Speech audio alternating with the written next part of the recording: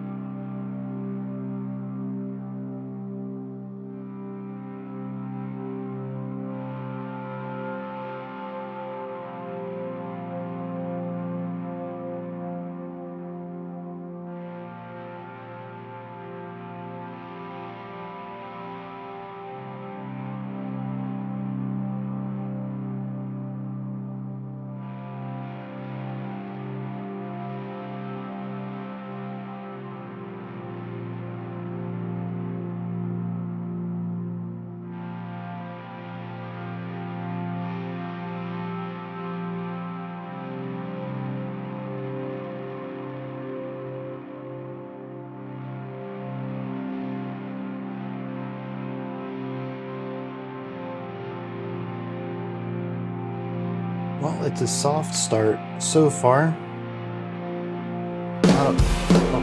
Okay, yeah, there we go. I was going to mention that there wasn't a lot of directionality. It was just this morphing of harmonic information. But the bass and the drums have come in strong with some rhythmic element to it.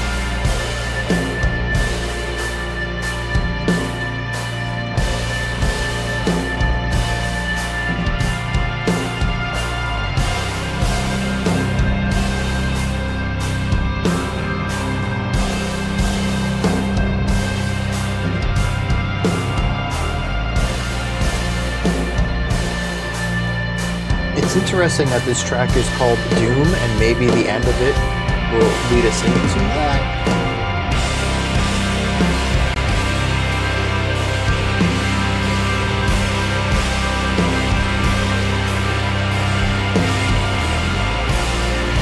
Yeah, no, this still sounds vast, expansive, curious, inquisitive.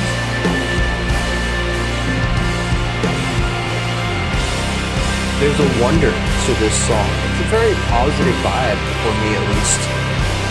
Not doom or gloom or weighty at all.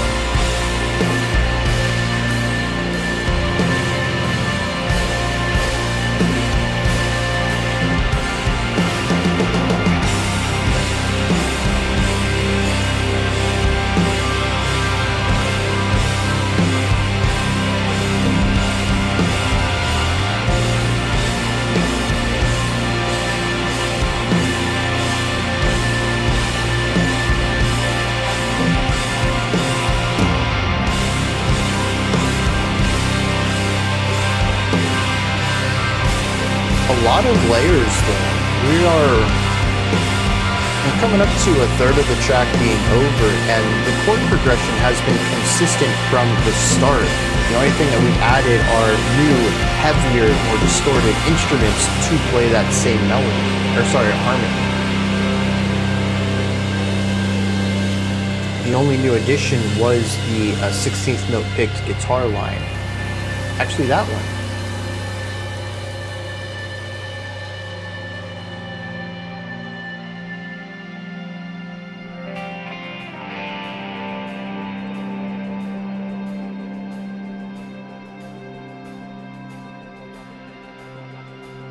I think it's interesting that that line is still being played from the last section, though a bit quieter here.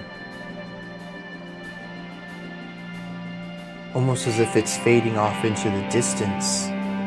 It's still visible, but not quite as large within the frame anymore.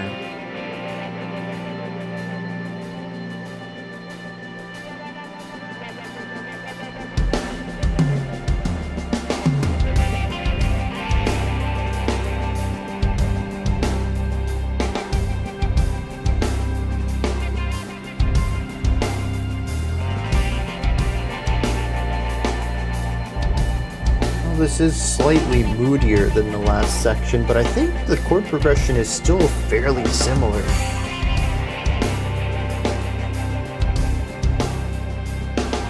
Emotionally, it doesn't feel too different from the last one, just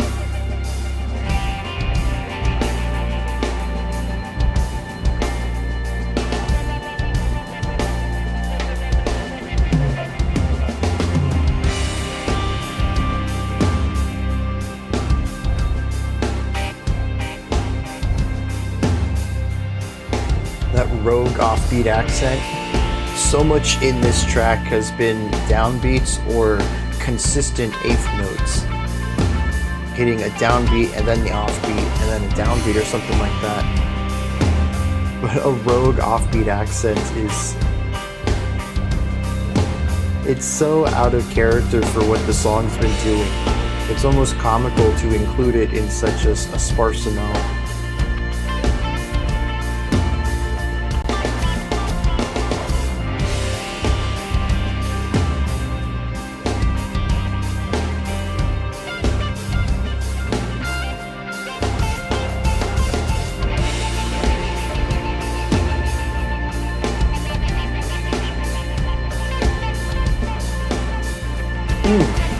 Nice ghost note work on the snare.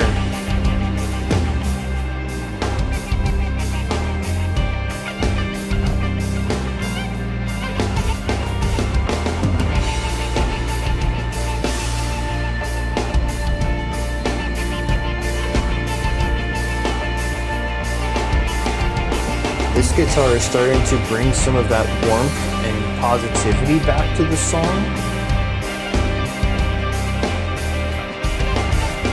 This guitar's just playful, dude. I don't know what it's trying to tell me yet, but I'm having fun with it.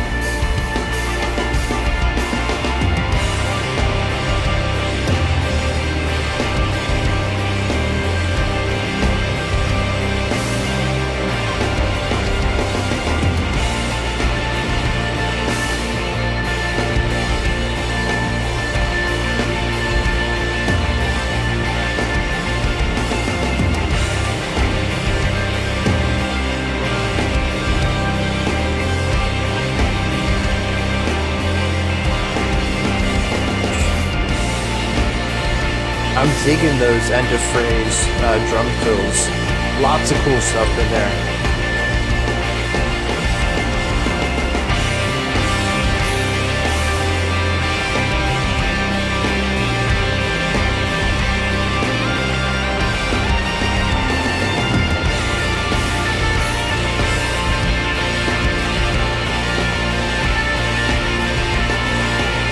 The cymbals being offbeat now are kind of fun.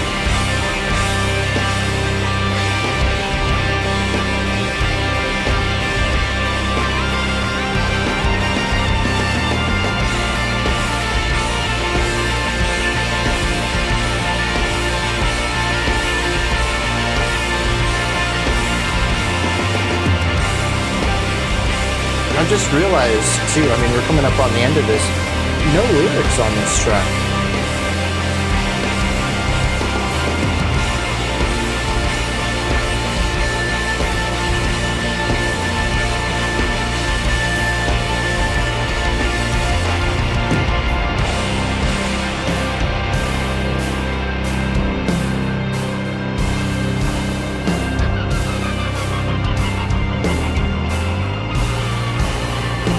Leveling the energy back out.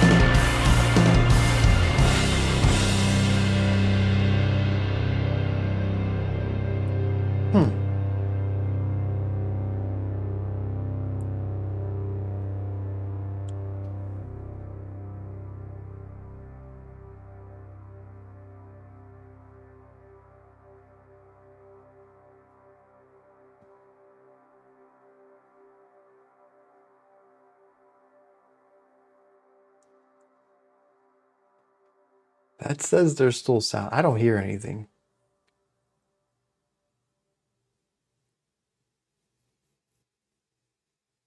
Just a lot of silence at the end of this. All right. Yeah, I'd say that was generally palatable. There was a few places in it where I felt that I was getting a little lost in it. I think they do a good job of, for the most part, pulling me through the song. I think that once we hit the final section, things really worked, took off. We had some cool drum parts in there, and we had the lead guitar solo that was helping as well. But prior to that, the first like 7 minutes or so, it was kind of hit and miss with me. Some sections I thought were better than others, and some layers I thought added more to the song than others as well. Generally, though, this is like a 2-idea post-rock song. Yeah, 11 minutes for 2 sections. That checks out.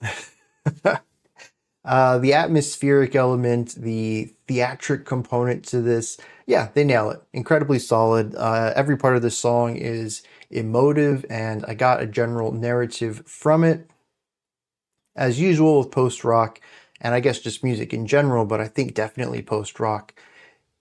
I don't know that what I get out of the music is their intentions, but it's not like I sat here and was flabbergasted by what the song was doing. It spoke to me, and I got some stuff out of that. So in a lot of ways, this lines up with my expectations for post-rock, but I do think it does a couple of things neat, or maybe even a little more interesting than their contemporaries and other post-rock bands. I do want to start off with the layers, though. I think this is the thing that makes a post-rock band a post-rock band. And I'm going to levy a small criticism here.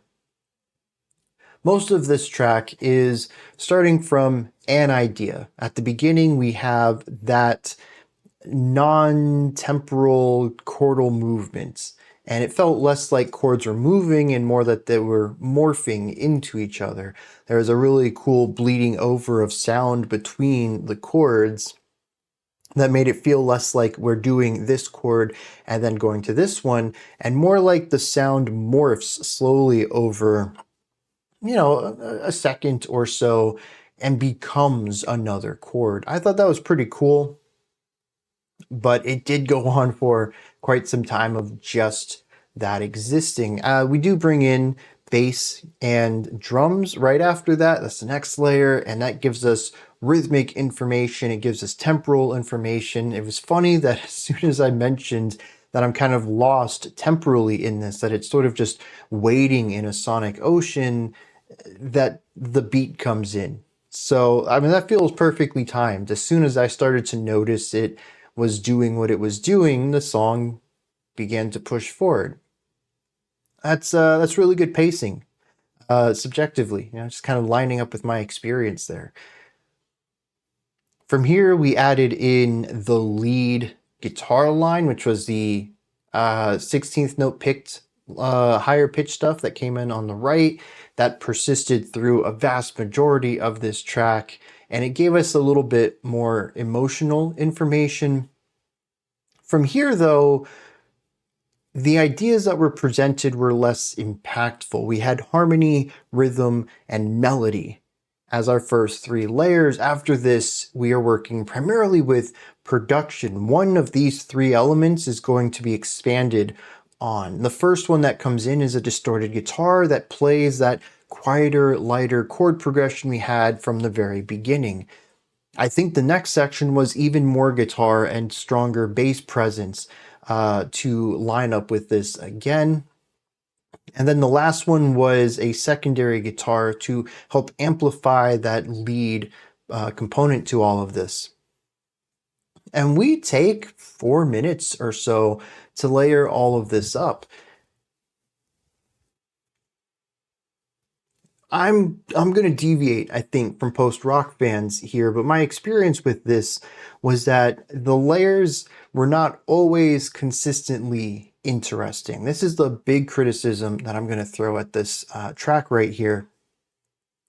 Like I said, from the beginning, new information was presented with every layer, but after that, the only information presented was production. It was sonic information.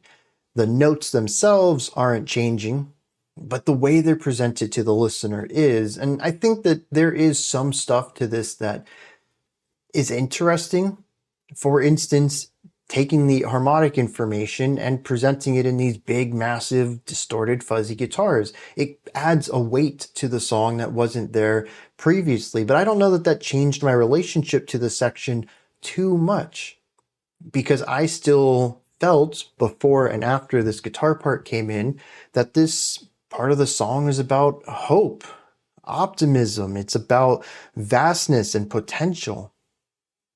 All of that, positive element coming from that main guitar lick and the way that it contrasted and built off of the core chord progression that we've had since the beginning of the track, it still says that to me. Maybe a little more forceful here since our chords at the bottom are a larger instrument, but other than that, I don't really have much of a different connection to the post-distorted guitar section as I do the pre-distorted guitar section. I kind of felt them to be very similar in the way that it hit me. But I also understand that people are going to hear this song different than me. And maybe that change of bringing in the distorted guitars is a major, impactful moment for you and the way that you listen to music. That's totally valid too. But for me, it didn't add much. And for one of the next layers to come in and just make that guitar bigger, it's like, geez. So we got to do another 45 seconds or so of just this one concept. A small sonic shift has been added, but not anything to really recontextualize things. And I think as someone who doesn't necessarily enjoy the slower pacing of post-rock, generally, this is the kind of stuff that I think it sounds great. It just takes too long to get through. And I wonder if maybe this song could have been condensed down by a couple of minutes by, instead of adding only one layer each time, we could add multiple layers. It does recontextualize and completely alter the journey, though. I don't know that there's any point in here where 2 layers at once would have necessarily worked perfectly in a way that captures the essence of adding one at a time. For instance, if we brought in the fuzzy guitars with the lead melody guitar, well, that wouldn't have given us time to listen to this positive optimism alongside the lighter chord progression from the intro. And bringing in both of the fuzzy guitars at the same time would have been too large of a gap to jump as far as impact and largeness. having them staggered and introducing them over time is certainly the right way to go about that. So I don't know that there is, I hate using words like this because I feel like I'm trying to talk about this in a bit more of an objective perspective, but a better way to do it than what they did. I think that for their intentions and what a general audience of this is listening for, this is probably the best way they could have gone about doing it. And I don't even say that as a signifier of it's bad, but the best, sort of like a lesser of two evils kind of concept. But I do think that it generally captures the journey that they wanted to. I'm just not the target audience of something like this. And I think this extends a little bit into that second section as well, where we brought the energy down quite a bit and sort of restarted from ground zero with a distant lead guitar line over here on the right, and something very similar to, if not identical to, the chord progression we had at the beginning. It was a reduction of energy, but not too much of a change musically. This, however, does build up into the next idea. This is what takes us through the last third of the track. And I enjoyed this part a bit more than the first half, though I think that's simply because this part, I think, moved with a bit more of a brisk pace to it. I feel like the repetitions, the phrases themselves are condensed down a little bit so we can get to the end and cycle back to add a new layer quicker. And I feel like there are more interesting layers being added in this one.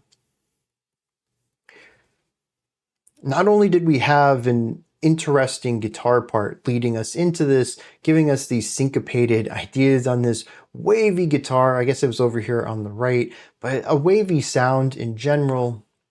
Y'all let me know what that is. I've been trying to improve my vocabulary when it comes to production stuff, particularly guitar tone and texture. Is that a flanger? I'm not entirely sure, and it's kind of hard to look up that wavy guitar tone. So let me know what that is so I can talk about it more specifically in the future. But it has a little bit of a delay to it as well. And they do use that to great effect to create a sort of psychedelic thing going on, the reverberance of that in a rather empty atmosphere.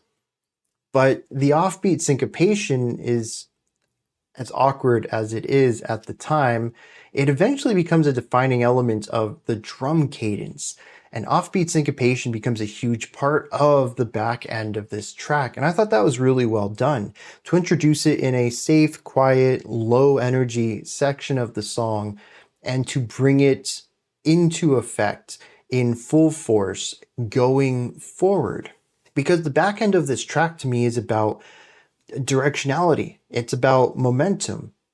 I'm not going to say that the beginning of this track lacked directionality. I thought that the pacing was generally fine. And other than the very intro, like the first 45 seconds of sort of timelessness, everything else had a good pace to it, thanks in part to the rhythmic components of the bass guitar and the drum work kind of keeping things solid, although I did enjoy some of the drum fills going on there. But here things are really ramping up.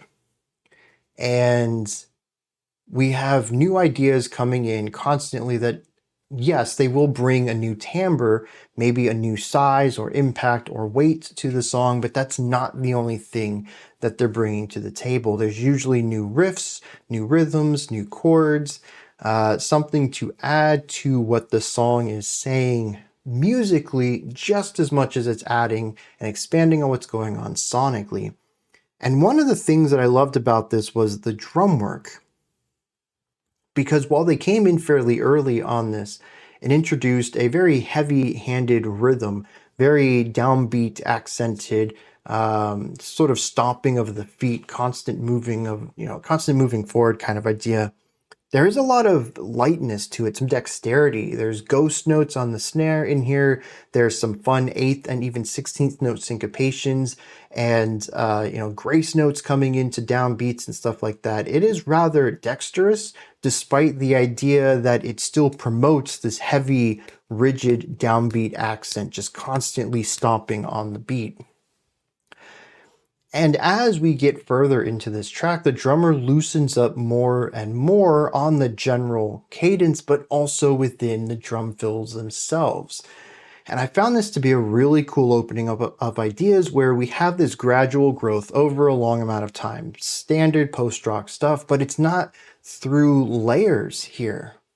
It's not, let's bring in this instrument and they're going to play the same 4-bar phrase 4 minutes at a time. The drum work evolves over the course of this ending. The bass actually lines up with this as well, starting off with something a bit more simple, lining up with the opening drum part, but also expanding in rhythmic and melodic ideas over the course of this ending. Between the two of them, we have a foundational element to the song that grows with the ever-increasing amount of layers going on. And I think this is a really key element for me personally to get into this style of music. Because I don't necessarily mind the idea of just stacking layers over a period of time as long as the payoff really works for me. But for this, I can actually enjoy the buildup itself because it is a buildup that feels natural and linear. It isn't based entirely on hiding knowledge. It's based on expanding knowledge. And that may sound like a very subtle difference. Bryan, what's the difference if we add a new percussion part or if we allow this percussion part to do more things over time? Yeah, I suppose the end result sounds like it's the same thing, but to me, it's a huge difference. It alters entirely how I feel related to the growth of the entire slow burn, because what it does is it creates movement in a way that layering doesn't for me. Because layering sounds like vertical time. I don't know if anyone else is going to get this. Maybe this is just me and my weird ears and my weird mind. But when I listen to layers, it really is, and it's probably where this visual comes from, it's a stacking of concepts. We have this baseline idea, we had another one on top of it, we have another one on top of it, we have another one on top of that, and they can recontextualize the things beneath them, but the things beneath them are still static. They're not really connected to the rest of it. They're just there and things are being built on top of them. But when I hear this idea of growth, it feels horizontal to me. When I can say this drum part started at this idea and grew into this and grew into this and grew into this, yeah, we still have this element of more things happening by the end. But for whatever reason, it feels like more of a natural movement to me. It feels like narrative storytelling rather than Lego blocks being stacked on top of one another. And I get more emotive and narrative elements out of that idea right there. It allows me to connect to it a lot easier. Whereas the stacking idea, sometimes a new concept will come in and recontextualize everything. I'll be like, dude, that just made the entire process phenomenal. But I feel like every time I come to that conclusion, it's more of an intellectual one. That technically speaking, everything really clicks because we had all these parts and this is what locks them together or something like that. But very rarely do I get a narrative, an emotional element out of that. And I think that's something that this slow evolution of already present ideas while combining that with the stacking concept really sells to me a lot better. And I think that's why the ending of this clicked for me a lot too. And even I think too, here's another thing is when we have this linear movement, yeah, we're stacking things, right? But even when we're within a section that feels repetitive and I'm like, okay, I'm ready for this slow burn to end. Where is it going to take us? What's the payoff here? The drums are still doing interesting things. The bass is still doing interesting things. And I know that even within this phrase, they might still have something interesting to show me. And oh, actually, here's something interesting too, is that frequently when I listen to the stacking idea, it's more about, here's the baseline idea. Okay, I see what it's doing. I listen for the next one. Oh, I see what it's doing. I see what its part is within the whole. I wait. There's the next one. What is it doing? What is its part?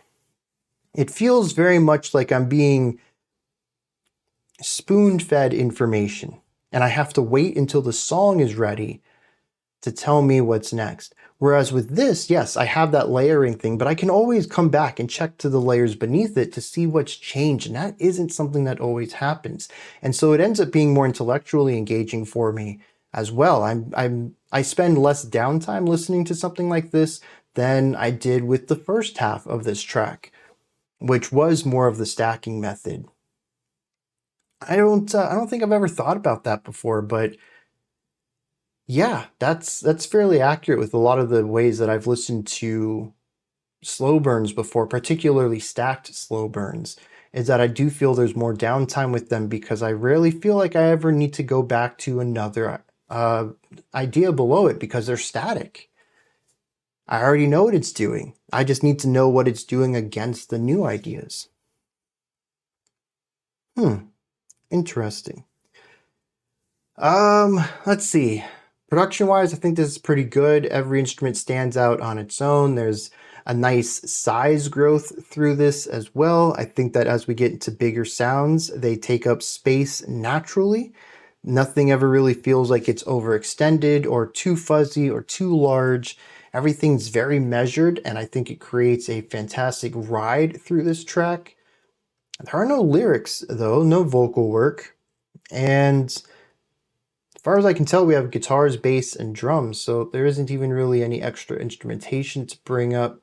Atmospherically, I've already kind of touched on this. It's very positive, very vast, very expansive. There's a lot of potential in this track being explored emotionally. And I find that to be very refreshing, especially for a song called Doom. And once I heard the distorted guitars come in, I was like, oh, dang, this is just going to end up being a really heavy song by the end. And yeah, I mean, we had a little variation on the chord progression to bring in something a bit gloomier, a little bleaker maybe, but it was still a flavor of that vastness. It wasn't like we ever entered into something incredibly heavy.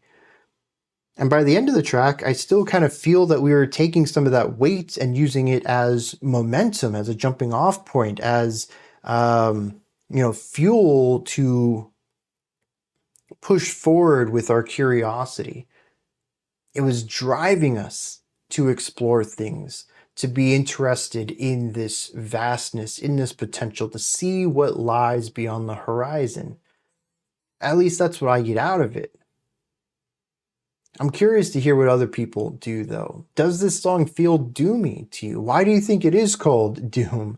I find that title to be very non-descriptive of my experience with this track. But again, like I mentioned earlier, I think my experience with it just might not be the intended one.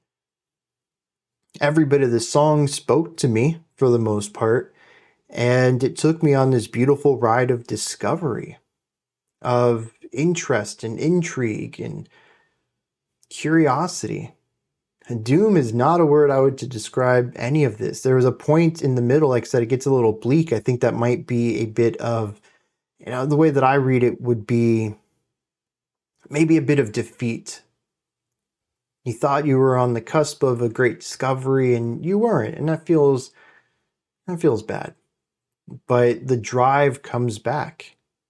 The need to explore returns, and it comes back even stronger than ever, really pushing through to the end of this track with that mix of the dexterous yet still four on the floor drum part that acts so much as almost, it feels often at times like, in films when they're walking and then they start to speed up and then they break into the jog and now they're sprinting. That's what the ending feels like to me. It's a recovery of the spirit and the need to return to, you know, back to what you're doing. You fell down, get back up, get back to it. That's what the end of the song feels like to me. So again, you know, it's not doom at all. I don't feel any of that in here. So I'm curious if anyone else does, or if they have a take on that title there. We're going to push forward then. The next track is called Simulation. And it's funny because it's only 7 minutes long, but it's also one of the shorter ones on the album.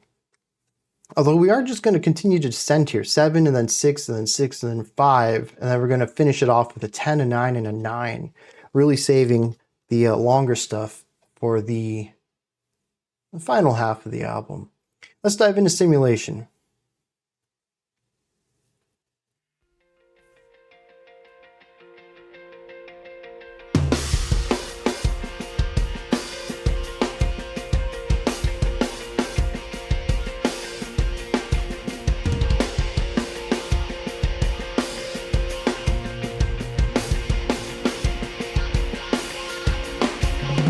I don't quite know what's going on here yet, but I'm digging this drum part.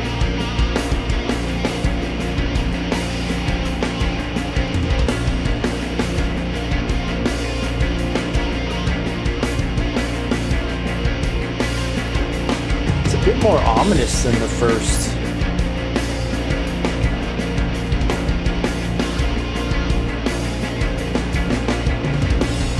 A little more moody, a little less sure.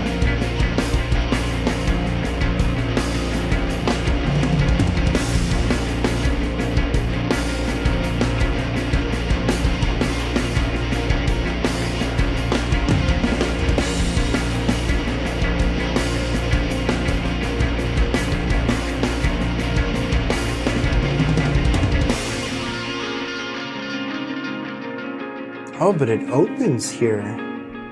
This is calming. Oh, dude, those slide notes. These are all hard picked, and then, yeah. Picking the note, sliding up and sliding back down. Get that do. Ah, that's so clean. And it sounds so good against the reverb here too.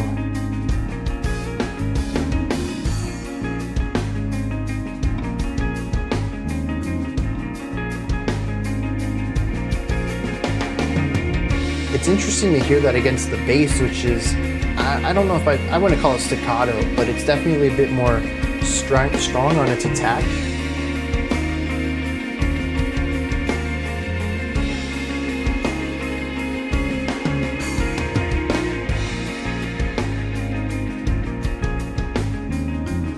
Why does this feel like laying face up in the ocean and just staring at the stars?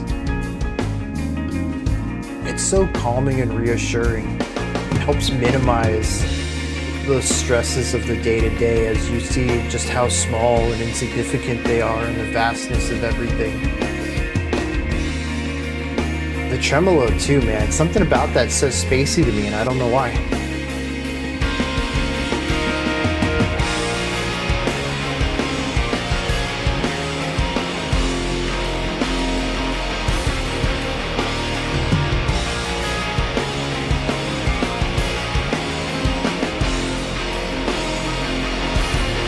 Really interesting bit of tension right there.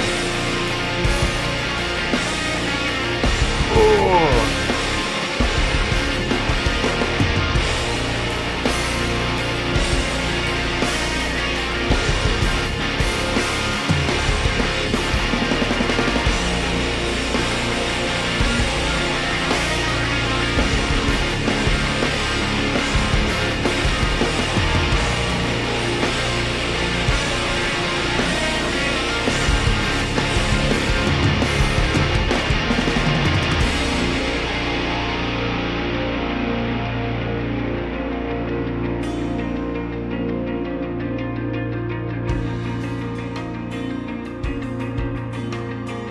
The cross stick on 2.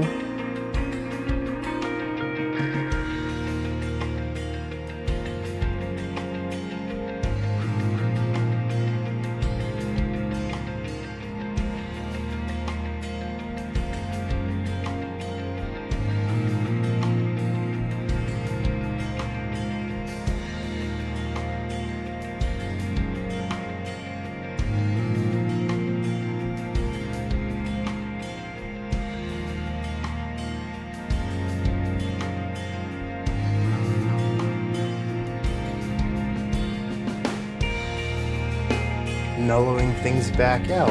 Okay.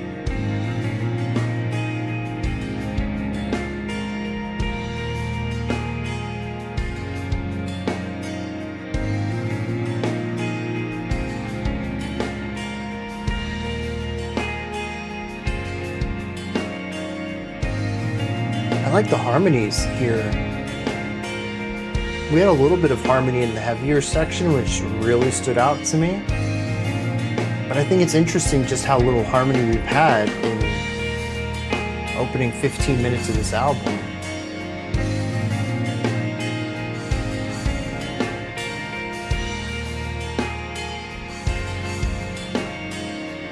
Well, I should say specifically harmony of layered melodies. Because of course we've had harmony, we've had chord progressions.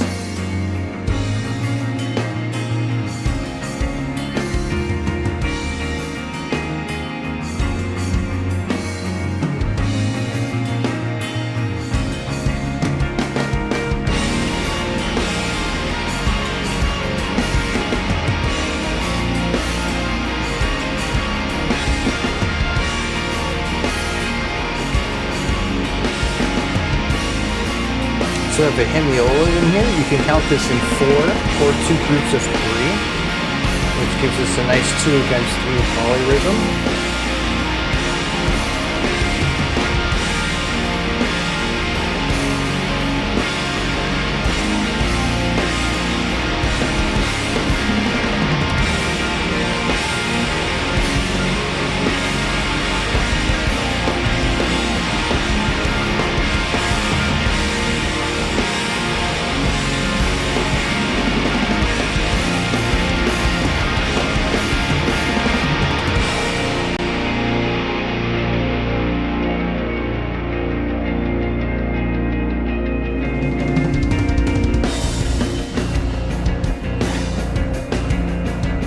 The previous song had 45 seconds of silence. This one's going to run the chord groove up to the ends. I like the variety.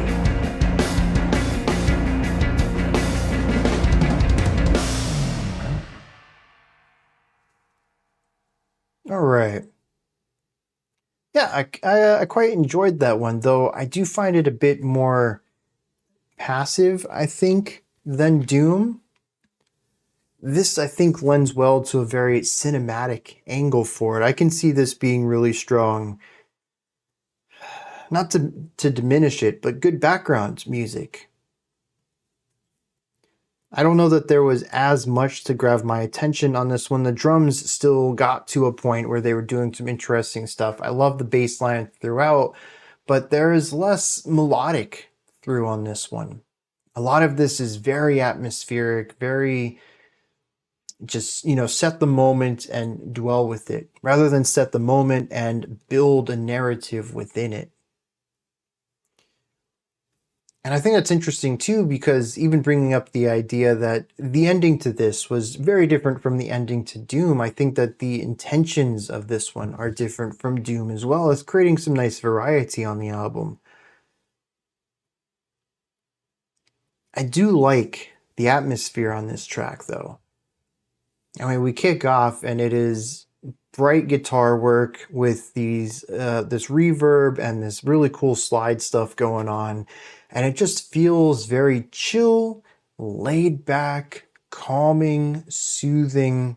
I think even when you add in the heavier bass tone that we have during it, it still ends up feeling rather chill rather than large.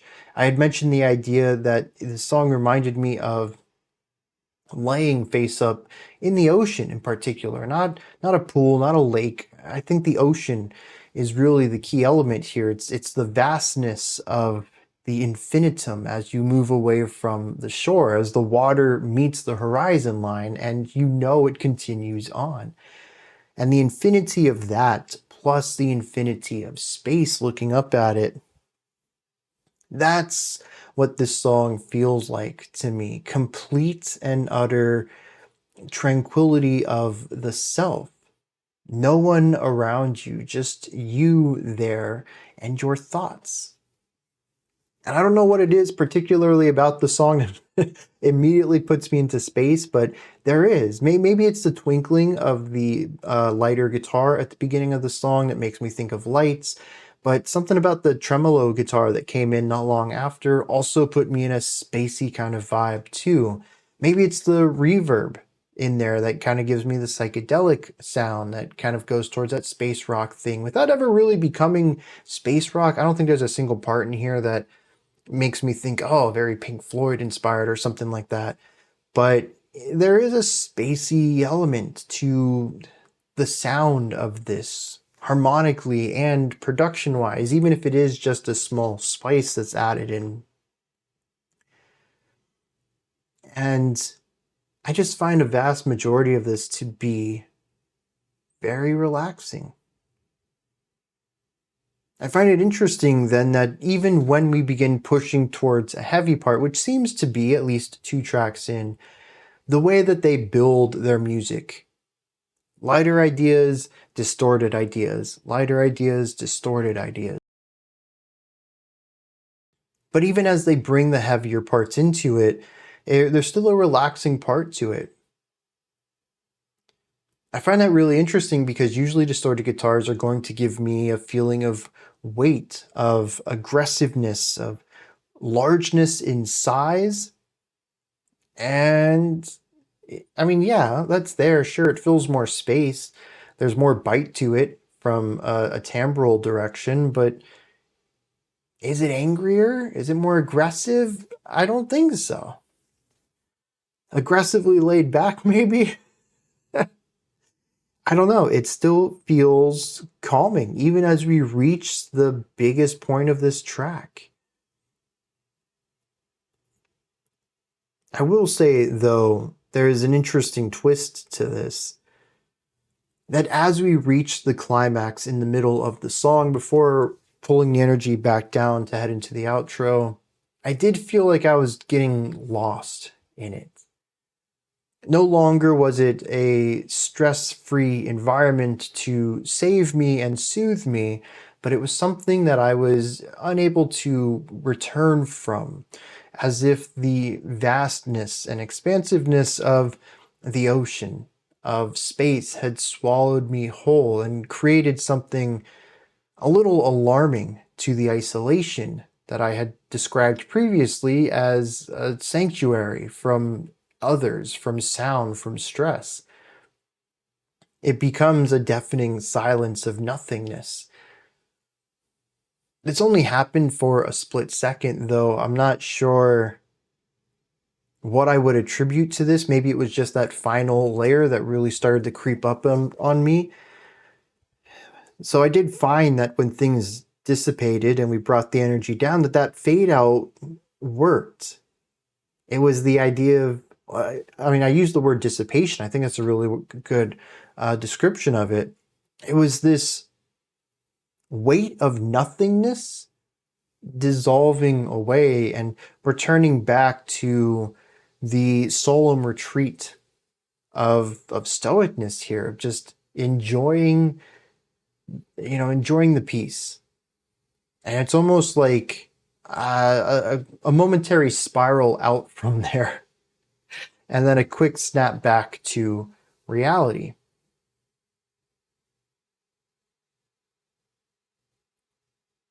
I've already said this once about Meniscus, but I want to bring it up again. We're a quarter of the way done with this. I don't know time-wise, but at least track-wise we are. And having listened to DBT prior to starting this, I've now heard 3 songs from them within the last hour, give or take. And yeah, dude, they know how to write emotion. They know how to write atmosphere. They know how to be cinematic. And I know that's a word that kind of gets thrown around a lot in some of these more atmospheric driven bands. But I do think that they do a fantastic job of capturing an idea, an emotion, maybe even a visual concept, and building a sonic representation of that in a way that, at least in my mind, creates a visual component to the journey. Not every post-rock band does this. As much as I've praised Godspeed You, Black Emperor in the past, I often describe their music in more emotive concepts, sometimes even colors, but not imagery. Something about the way Meniscus writes their music, though, immediately teleports me to places. And to me, that tells me they're doing something right. Not to say that the other ways of writing music are worse off, but I think there's been just as much post-rock music where I walk away from it thinking, I don't get it. that didn't click with me at all. It sort of bounced off of me. So not only is this working in a sense that I understand what they're doing, but it's also putting me in mindsets that are different than what other post-rock bands have done for me in the past, where I've understood what they're doing. It certainly makes them a bit more unique, and I think accurately allows them to be described as a cinematic band, or if nothing else, this album would be a cinematic one. I think a lot of it is about this visual narrative that I end up seeing and living through when I listen to their music. I'm going to take a moment to look up lyrics. 2 tracks in, no lyrics so far. I'm assuming this is an instrumental album, but if not, that'll get it out of the way, and I don't have to, if it is instrumental, I don't have to worry about going and double checking from time to time. So let me look at that real quick. All right, this entire album is instrumental. So let's keep this rolling then. The next track is called Overhang.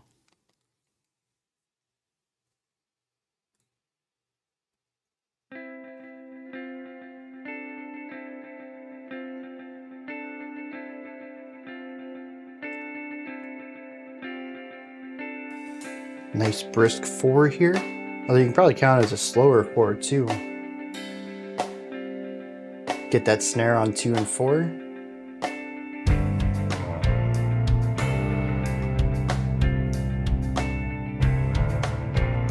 Continuing on with Simulation's very chill, laid-back vibe. This one's a bit moodier with that darker general palette, but still has that bright element to it.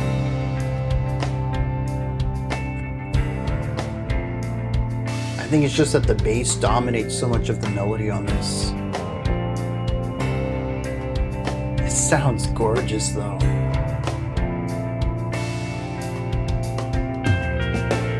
Yeah, dude, you heard that drum fill? That's what I'm talking about, dude. I love this drummer.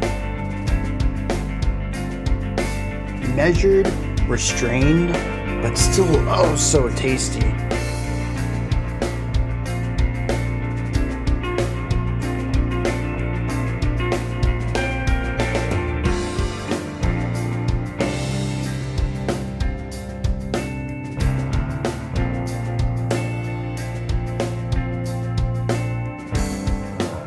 And see, here's a moment where I kind of wish we had added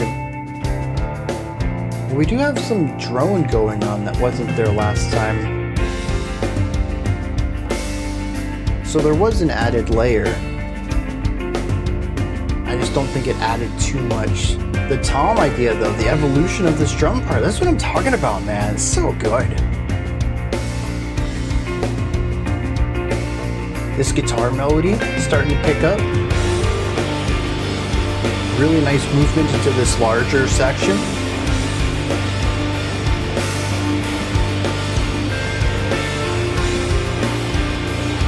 Interesting guitar part over there.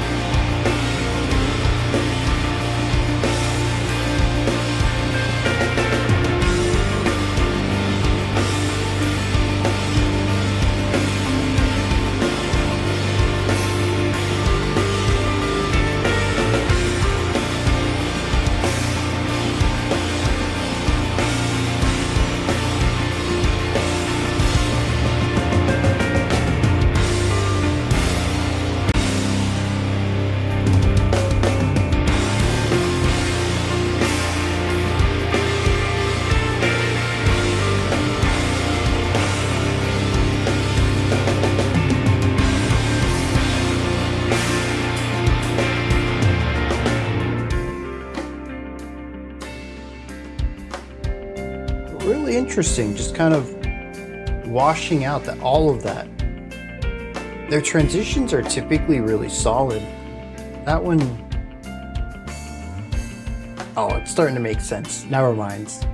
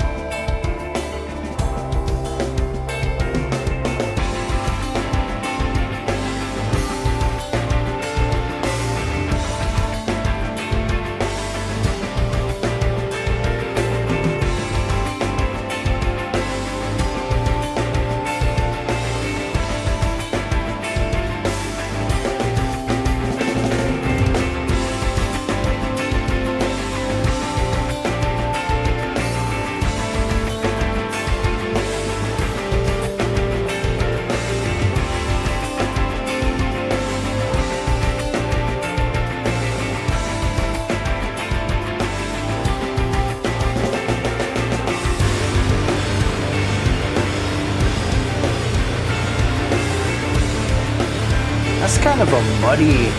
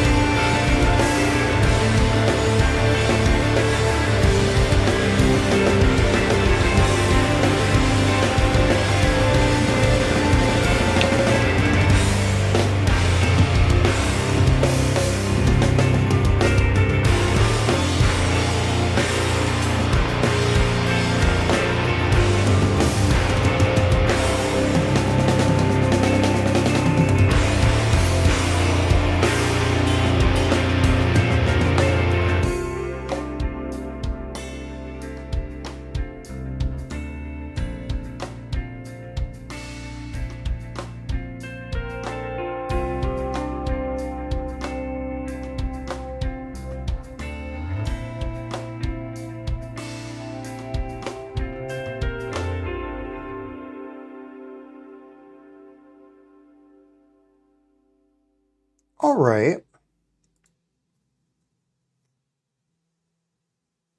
I don't have a lot to add to this one. I do think that generally it's a nice, smooth mood throughout this. It kind of carries on from Simulations. Less stressful, more relaxed vibes. I think even right there at the end with just that one guitar with the do-do-do-do-do melody, I mean, you could just feel it right in that. It's chill. It's relaxed. That's exactly how the song starts. It's exactly where we end the track. There is the general movement throughout our highs and lows, and I think the shorter runtime forces them to move through those highs and lows quicker. Aside from the first section of the song, which I felt was just a hair bit too long, primarily because that drone line, when that came in, I kind of recognized that the song hadn't really done anything of interest in two whole repetitions, that we sort of hit the full sound that we were going for here, and everything else was very minor addition to it, more about coloring it than anything else. And it created a moment that to me is more static, focusing on being in the moment, which again, subjectively not my thing, but objectively really great. If you enjoy being in a moment and just allowing that sound to wash over you, this track is doing it better than I think either of the other two tracks have. But I'm very much about the momentum, about seeing where things go, how they add up. And I'll tell you, man, some of the peaks to this track, fantastic. I mean, I even had my doubts. I don't remember what exactly happened, but there was a ramping up of intensity, and I had said something along the lines of, I don't know if this is really working. I don't know where this is going. And then I waited one more repetition, and this guitar came in. I was like, oh, okay, dude, you got me. That's solid. So, there's definitely some moments in this one that I think worked really well in this, creating payoffs that make the journey worthwhile. But I didn't quite find that in the beginning of this track. I don't think the payoff was really something that worked for me. And I do think that there's a lot of moments of just sitting and being more so than growing into an idea.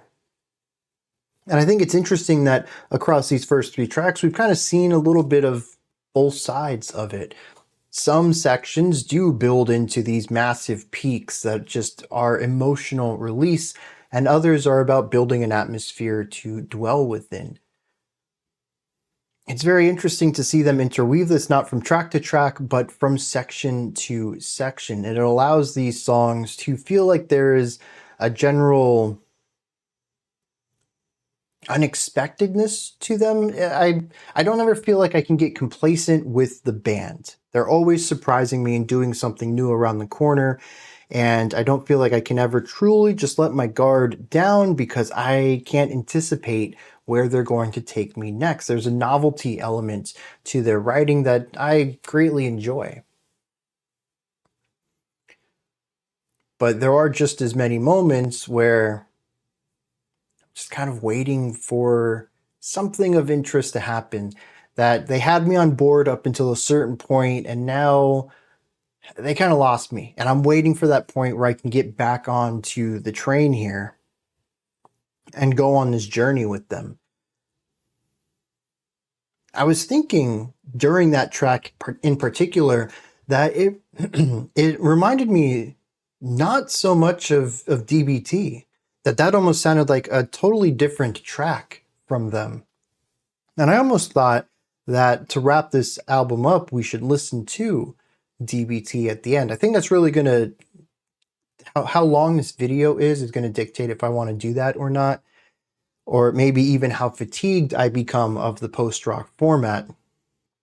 But here, just an hour into the video, it was something I was contemplating because, like I said, I just got done listening to that track, but to me it feels quite distinct from something like this, almost a completely different beast within this same genre. I think a lot of that is because it feels more dynamic, though that could just be this track being a bit more muted in its dynamics as it is a softer point in the album. I mean, we are coming up to the midpoint and we've had some pretty high intensity moments. Having a track that kind of takes things a bit easier and doesn't look to reach those same peaks makes sense as far as general pacing of the album goes. This is one of those reasons why single track reactions are kind of difficult, because some songs are album songs. I don't think that this sells all of the things I enjoy most about this band, but it certainly works and has its place within the album, showcasing another side of this group. One that I don't think is as spectacle driven or as interesting as a single point of exposure to the band. This is definitely something I would show somebody who already knows what Meniscus is about and what they're doing. But I think it certainly has its place here and is quite important in the general pacing of the album. But the other thing that this song, I think, did really well, and it's always been at the back of my mind, but I don't think I really clearly got it, understood what they were going for here. Their transitions on all three of these tracks, but particularly here on Overhang, have been rock solid. Absolutely phenomenal. Whether it is something as simple as fading out into the next idea, or of building on concepts to use as foreshadowing and transition into new concepts, every choice they make is purposefully decided upon. and they all have emotional impact to them. I will say that sometimes there seems to be more of a functional component to it, more so than an emotional one, but I don't know, dude. I feel like every time I've listened to a transition, it's right. There's a smooth movement between ideas, and whether they go for something simple like a fade out, or if they go for something more complex and actually build an idea into another, it always feels like it's the right choice for that moment, for where the narrative is going, for how they want to mold and manipulate and alter and build on their emotional capacities. I mean, the fade out in this one, I was like, okay, it's a fade out, it's fine. But honestly, we faded out to something so ridiculously quiet, and then we pushed even quieter. And the fade out really started to click then. It wasn't just a fade out to fade out. We needed to eject volume like crazy. We needed to get rid of layers. We needed to strip this down to a bare minimum to explore something incredibly intimate. Could they have written something a bit longer and naturally gotten down to that point? Sure. But it would have lost the urgency for the intimacy. And that moment absolutely sold me on that idea. And it took a second to get there, but once it clicked, dude, that felt warm. That felt incredible. And it started to make me think about other aspects of this. I'm listening to this analytically, with intent, trying to take in as much as I can on primarily a systemic direction, but I do, as you know, we've gone over emotional components to these songs. I am trying to emotionally engage with it as well, especially since it is post-rock. There are technical elements to this. The drum work, I think, can definitely be appreciated from an analytical perspective, but I think so much of these songs are really geared and aimed towards an emotional experience. And it makes me wonder if maybe I haven't missed something in the previous two tracks as I've been trying to balance these rather than hone in on one in particular. And I think that this is a band that kind of benefits from a double listen. A first time maybe being more emotive and a second time being more analytical. Because, I mean, it's not a band that is purely emotionally driven. There are some interesting harmonic choices in here. There's some cool rhythmic devices. We had polyrhythm in that last one. We had a fantastic drum fill that pushed to a cool polyrhythm, but we also had a hemiola, a 3-against-2 on simulation. So there are more technical elements that are certainly benefited by a more analytical listen, but there's just as many moments that are emotionally driven too, where, yeah, what's on paper, it's important, but to really get what they're doing, you just have to feel it. And I think my halfway approach to both might be impeding my understanding of both sides by just a little bit.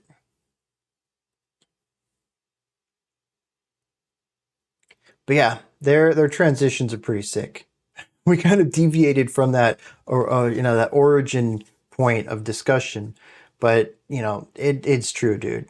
I love the way that they build their songs, not necessarily in the moment to moment, but how they move from one idea to another in the more drastic ways. I think they have a fantastic gut for, or mind. I don't know how they write this. Maybe they're academically trained. Maybe they're just going off of gut and like, dude, this chord sounds great after that one. Let's do it. I don't know. Both sides of music and training have created phenomenal art. So one is not better than the other. The next one is called Fingers. Oh yeah, that one's called Overhang. Their titles don't really mean much to me. They almost feel random compared to what I'm getting out of the music. Let's see what's going on with Fingers.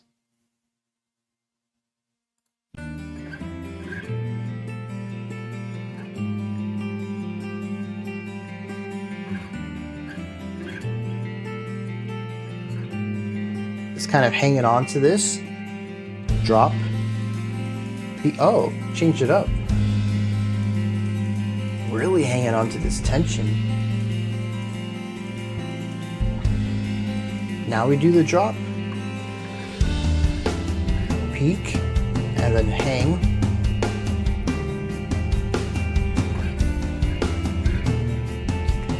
And now we're going to hang on to tension. Oh no. Okay, I'm going to stop trying to anticipate this. They're changing it up every time.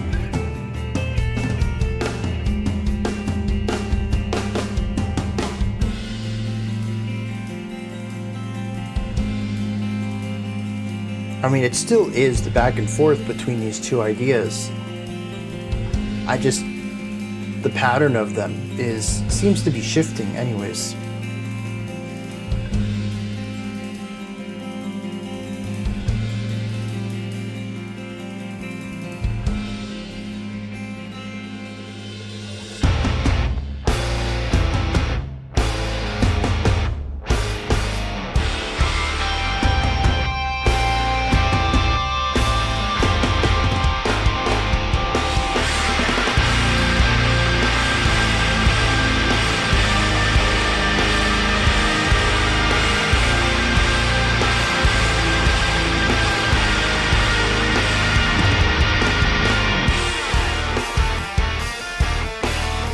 Wow. This song has done more in 2 minutes than other tracks have done in double that time.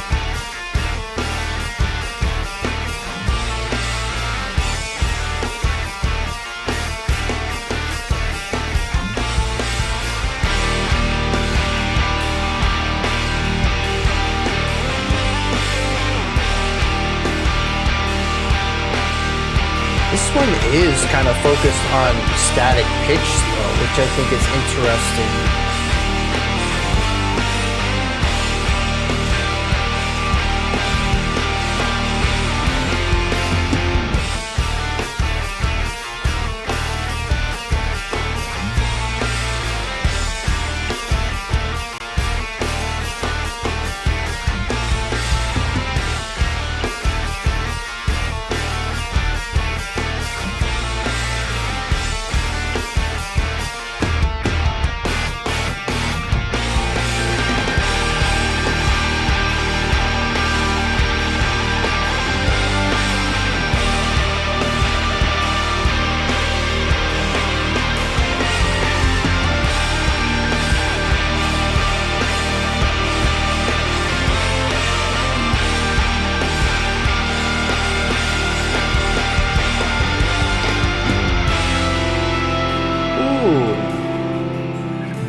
Really interesting note to end on there, especially to pull it to something so beautiful here.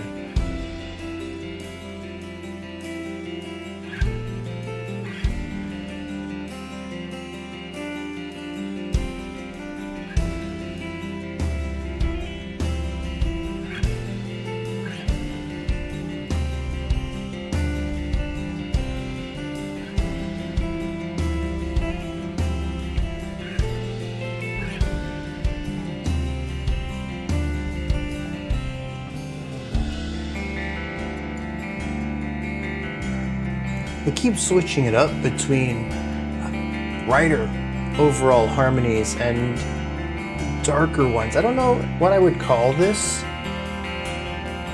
It's quite a bit moodier though.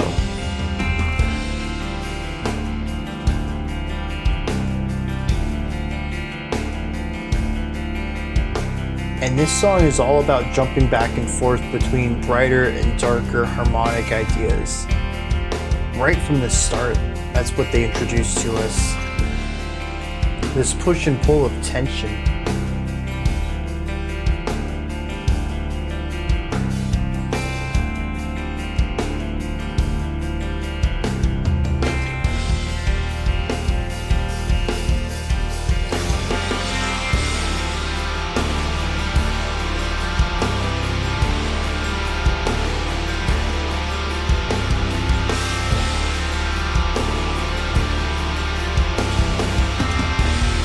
Oh, Oh, okay, we're also in 11 here.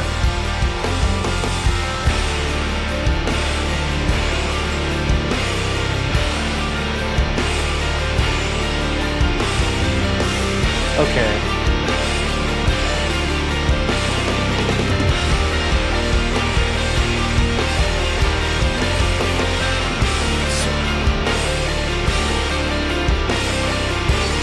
Five, 5, 6. 5, 5, 6, 4, 4. Very interesting. I've noticed this.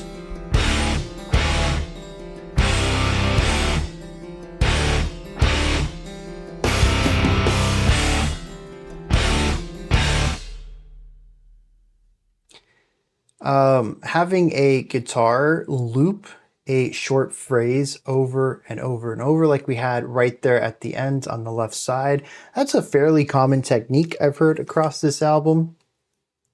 It helps give, I think, a little bit of a burst of urgency to atmospheres that are generally slower moving, where we have more focus on longer held out notes or chord progressions, to have this, rather than a 4-bar idea, to have a little 1-bar idea and just to repeat over and over and over. I think that's the third song that I've heard an idea like that in, and it's always a narrower guitar tone, always higher up pitch too. We never really hear a lower end guitar or the bass do something like this. It ends up working out pretty well though, for giving these songs some momentum, some urgency, some drive in an otherwise kind of slow moving idea. Now, this song as a whole is interesting. As I mentioned, it's very much about push and pull. Right from the beginning, we have this cool little bouncing from a low note to a high note, and then we just kind of sit on this high note. Drop down, move up, we got this cool like rising, this escalation, but then we just hover here. We do this a couple of times, and then we go towards that slightly unstable chord and hover on that for a little bit, bringing in this tension and no release. A lot of this is about creating this tension and then holding onto it. We actually see this throughout the entirety of the song, as there's so many sections in here that aren't really focused on melodic movement at all. It's about, here's the note, let's stay on this note for a while. And it allows the song to focus on rhythm in a way that it doesn't typically, but it also allows the song to hold on to tension in a way that none of the other songs really have focused on. Tension has been used as contrast to stability and home and resolution, but not really used as a flavor to reside within. Here, that's pretty much all we get throughout this. You may have noticed that after that first time through, we were holding on to that tense chord for a while, kind of washes away, and we get this bright guitar over here. The bright guitar bringing in calming or relaxing sounds is pretty constant on this album, but I think here it works really well, not just as a recurrence of a pattern I'm picking up across the entire artwork, but as a contrast to the tension and weight and general gloomy vibes throughout a larger portion of this track than others. It ends up feeling more relaxing by contrast of being slammed right up against these harsher tones. It's also a rare moment where we have a lead element that is moving, pitch-wise at least. It stands in stark contrast and almost feels like, if this album maybe were conceptual, a last remnant of the first half of this album's compositional style, and a push towards something darker, gloomier, and more rhythmic based rather than atmospheric based. I don't know if that's actually how this is going to go, but it does feel really interesting that that guitar part is kind of the only thing that I can feel is a part of the other three tracks, where I feel like Doom, Simulation, and Overhang are definitely in conversation with each other, Fingers is a departure from what I've come to understand Meniscus is trying to do on this album. We also move away from a general atmospheric and occasionally melodic focused writing to bring in something a bit more rhythmic focused. We have had drums and polyrhythms in this track. In fact, the polyrhythmic element really only started showing up recently too. Interesting pattern. Anyways, this one almost starts to read like a progressive rock band here, where the band picks a note and does some cool syncopated rhythms on it, kind of ignoring the melodic aspect of writing entirely for textures and rhythms. Something that is similar to and adjacent to Gent, but here just less metallic, more prog rock, modern prog rock, I think specifically. There's also a playfulness of time in here. The time signature is constantly in flux. There are a couple of places where I picked up on it and just simply weren't in 4/4, but that penultimate section was absolutely wild. Alternating from bars of 10 to 11, and then 10 to 11, and then an extension of 8. That's that 5/5, 5/6 idea going on there. Add them together, you get 10 and 11. It also features several syncopated rhythms within the bass primarily, but also the bass kick and the snare accents, really giving us the rhythmic component of the track, and seeing some interesting rhythms there, particularly in beginning. A simple idea, just starting on a downbeat the first time through, but being syncopated where when we return back to the rhythm again, it's not. It starts on an offbeat or something. And so this little, 1 to 2 beat idea, or, 2 to 3 note idea ends up kind of feeling like it's shifting around in the song, never really finding its place. It's not like a snare on every 2 and 4 that's very reliable. This accent might come on 1, and then the and of 3, and then 2, and then the and of 4, and it's just gradually being displaced throughout the bar until it resets against the downbeat of a bar again.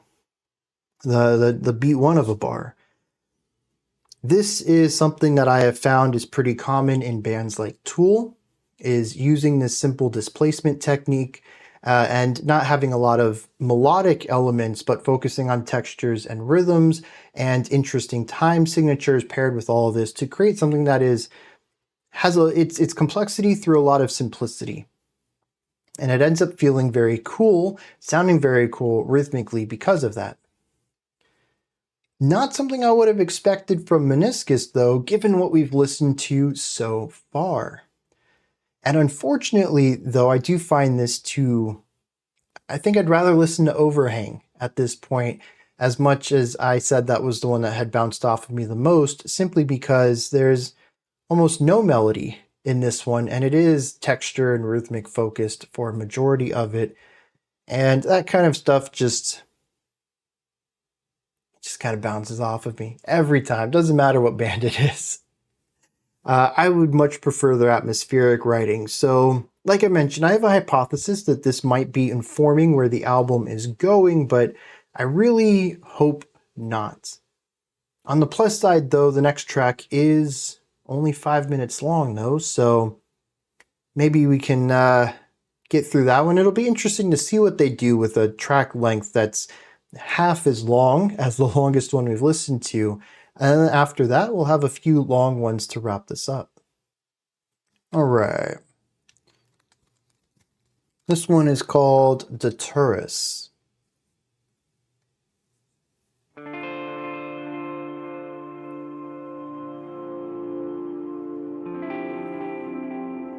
Gorgeous start, though.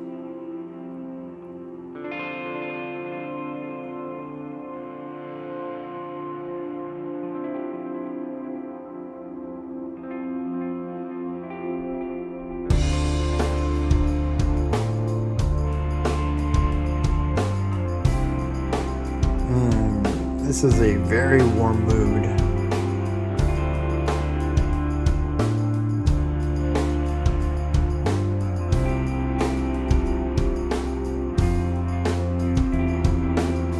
It is interesting to realize that half of this phrase is just one chord. 2,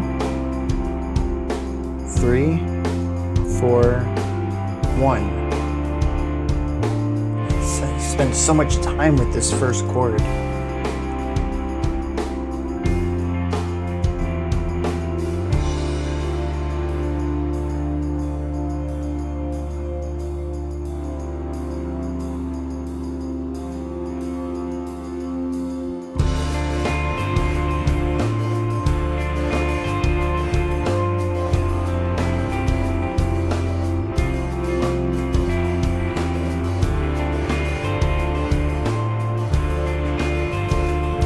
It's interesting when they choose to use these fuzzier, less defined sounds. Like there's a guitar that starts here and kind of reverberates across, but it's very fuzzy and it overlaps on itself with the reverb. It's such a specific choice against the clarity of all of the other instruments.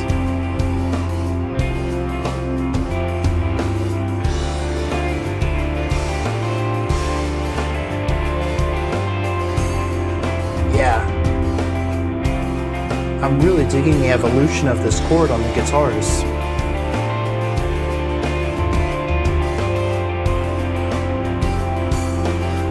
Well, that is to say the chord itself isn't changing, but we're exploring more of it with each pass through this.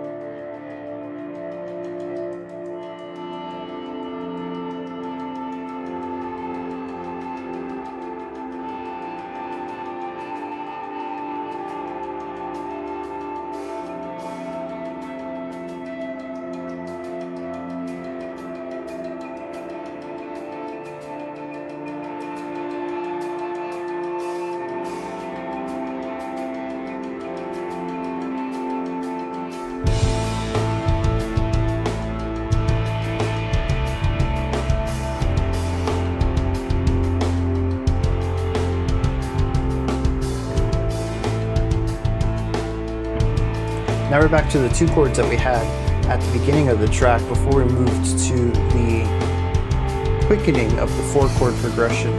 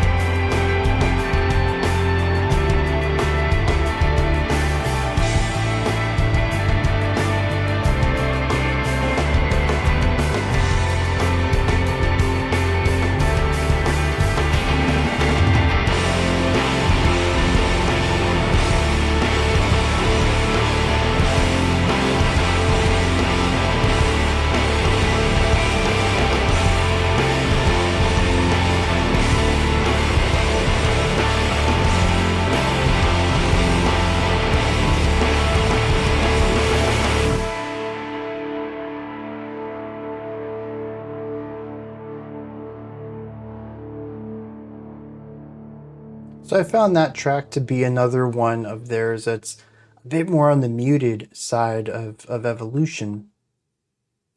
is rather static overall and focused more on kind of its one idea. I mean, granted, there's two main concepts of this, at least harmonically. There's the 2 chords and then the 4 chords, but we spend so much more time with the 4 chord idea that the 2 chord almost feels like a moment of rest. Away from that, we start on the simple, we go to more complex, we return back to the simple for a moment for contrast before coming back to the more complex part. And so we spend so much time with this 4, and I like the idea of the quickening pace. 4 beats, 2 beats, 1 beat, 1 beat. Although actually I think it's a 16-beat phrase, it'd be 8, 4, 2, 2. But regardless, we continue to speed up the process. With each passing chord, we're spending less and less time with it. We're also approaching more and more complex chords, introducing more tension as we move through it, which makes the return back to the longer, incredibly stable one more satisfying. It's what makes it feel so good to sit within it for as long as it is, and as we descend into the tension of the other ones, we really feel the ramping up of that and wanting to return back to that resolution. I think that works out really well, and I love the general evolution of this too, where it starts out as just play the chord and hold it out, and then play the next chord and hold that out, and then the next chord. And then from there, we begin to do a little bit of chord shaping. We play the notes of the chord in sort of a rising and falling pattern. And then from there, we begin to build a melody out of it. And we are introducing more notes, but the chord hasn't actually changed at all. And from here, we're seeing this evolution of it from a harmonic device into a melodic device. And I think it just sounds so gorgeous. It is a cool movement here in and of itself. The notes and the melody played are excellent too. It provides this levity to an already soothing section of the song. But it does so through evolution. We got here because we understood where we came from. We saw the foundation, we added to that, we manipulated it and altered it to become this new thing. I mean, I've already waxed poetically about how much I've enjoyed in places on this album the linear expansion of ideas rather than the vertical stacking of them. And I think this is another really good showcase of taking an idea and exploring it rather than starting from a baseline and building from there. And overall, I really liked where the guitar ended up going from just playing chords into building a melody out of that chord progression itself. On the other hand, though, this is a bit of a static track. As I mentioned, the atmosphere doesn't really change. And funny enough, I kind of wish that there was some more vertical stacking going on this one, because it ends up feeling a bit empty to me. And maybe that's intentional too, but it never really reached a point where it clicked to become something more, to hit that point that put everything in perspective and made me enjoy it from that new point of view. And I know this is like, I can already see the comments, dude, you're not engaging with the music. You need to be in the moment. I mean, I get that. I do. It's just, it's so hard to do that. That's just not the type of music I prefer to engage with. And I'm trying my best to approach this on the emotive moment to moment level. And I had a tough time. Despite being the shortest track on the album, it felt so long. Now, maybe it's because we're getting further into the album and I'm becoming a bit fatigued with this soundtracky, cinematic style of music creation. But Doom, despite being twice as long as this track, was over in a flash. It was also the first track. I was, prepped, ready to go. bright-eyed, bushy-tailed, let's do this. And here, the album's draining on me a little bit. I can feel that. But this song just felt like it existed for so long. 5 minutes now, that's a short track. And somehow I kept looking at the progress bar and it was only 2 minutes in, only 3 minutes in. I don't know. It felt so long to me. And I think a lot of it, though, is just the lack of dynamic elements in the larger scope. Like I said, I know the irony of this. I was talking about earlier how I prefer the linear evolution over the stacked progression. But I think that stacking some things might have helped this one at least keep my attention, which is admittedly a subjective perspective to take things on. Because the idea of this, the artistic intent behind it, may be more of a solemn isolation and introspection, one that doesn't necessarily need grander ideas in this constant layering of concepts. Keeping everything light and chill is probably what they were aiming for, and it does stand in nice contrast to some of the other tracks, though we do enter into a rather large moment in the final section of this track. I don't feel like it really had impact. Part of that may be that, once again, it's just a sonic evolution. We brought in some heavy distorted guitars to play what was already a line, just doing it with a different timbre now. But this is also something they've done so many times on this album, and I pretty much anticipated it perfectly. And I don't know. It didn't surprise me, it didn't click with me, it didn't grab me, and it didn't necessarily present a situation in a track where I felt more connected to the music because of it. And I think that's generally where I'm at on that track. I don't know if it is where I'm at mentally with the album, or if it's just that simply that track didn't work for me. I guess we'll see what's going on with our next track, Head Rush. Now, this is our next and only second double-digit track on here. It's going to be 10 minutes long. I think this is going to be a pretty good track to kind of show me where I'm at with this album. Was Daturas just not my thing, or am I really have I reached the point where I've had my fill and I'm just listening to it because I need to listen to it and I need to wrap it up, finish the whole thing? Or was it just that one track that kind of bounced off of me? Let's dive in. 10 minutes, 11 seconds, Head Rush.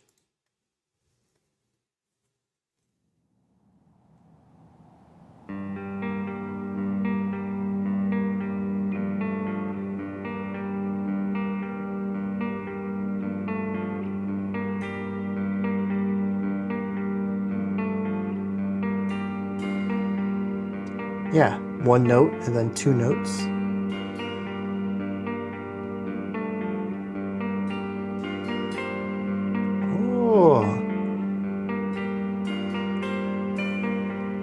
This is very cool.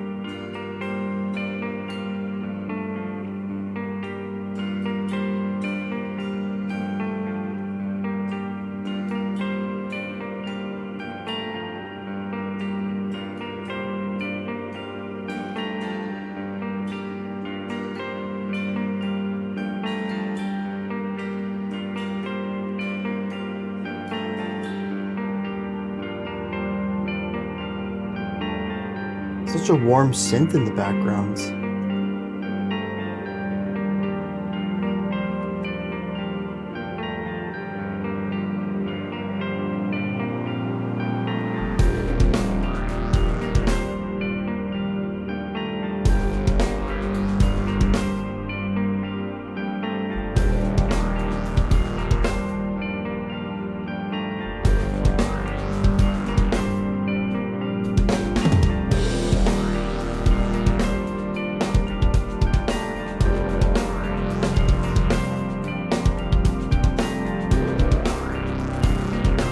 Very punchy drums though.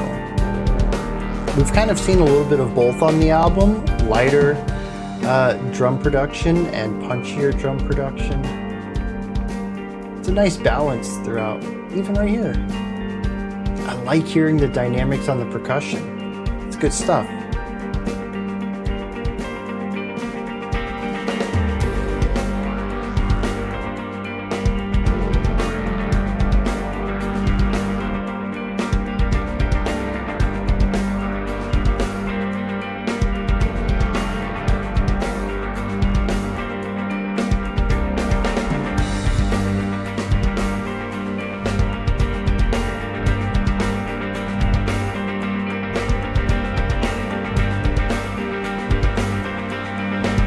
The Hocket has started to get pushed into the background. I wonder if we're going to lose that soon.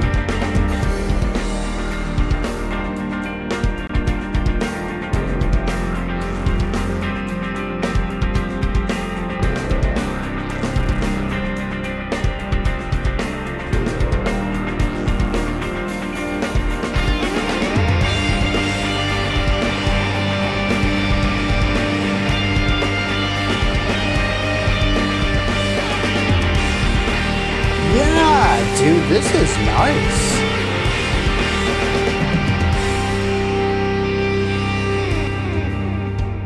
Of course it's short-lived. I mean, this Hocket is cool, but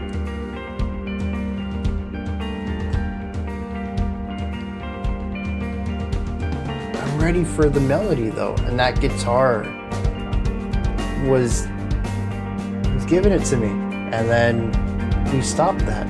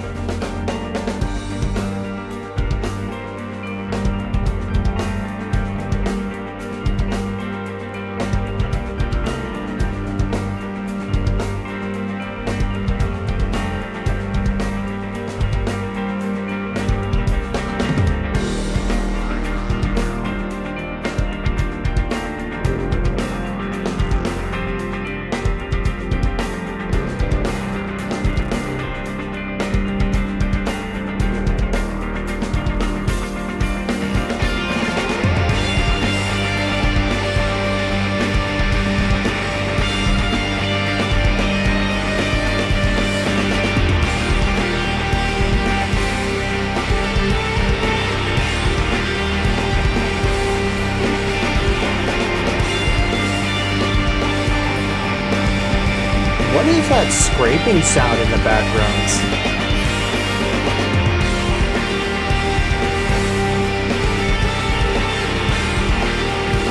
It almost sounds like very quiet, very compressed, harsh vocals.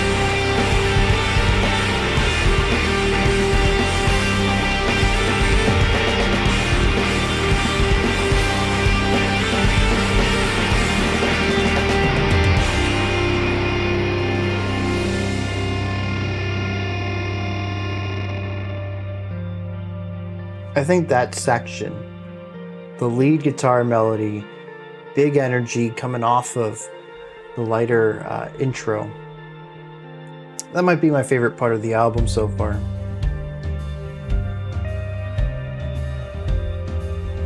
It's also what reminds me the most about DBT too.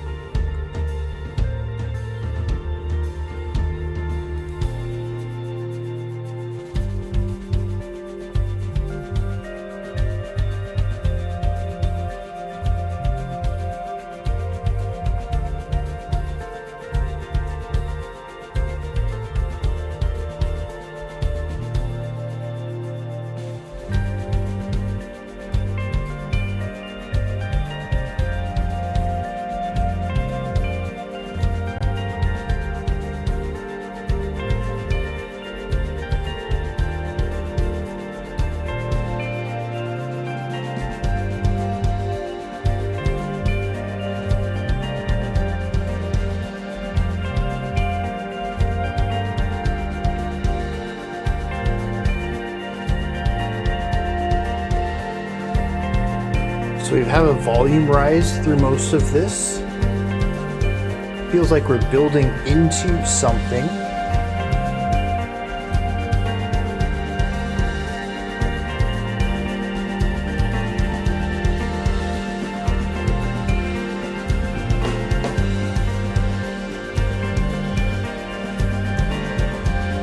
taking our time building into something. I really thought that was going to be the point of change.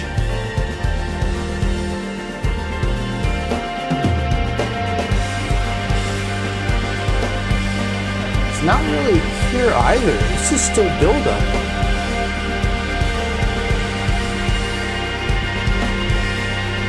We did bring in punchier drums and the electric guitars, but we're still building towards something.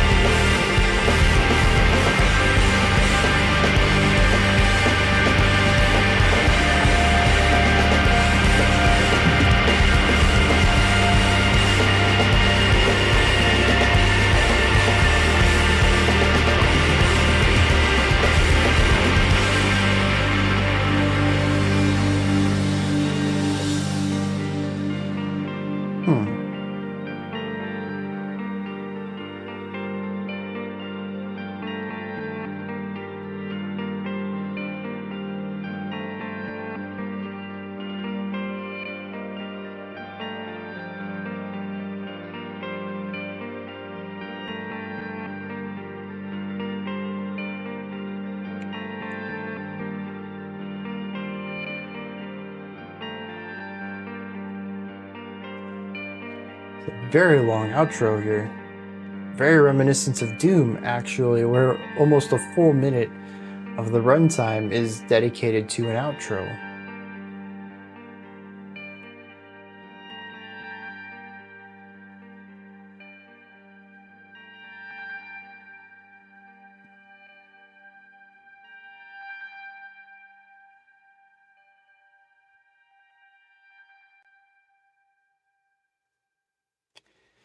All right.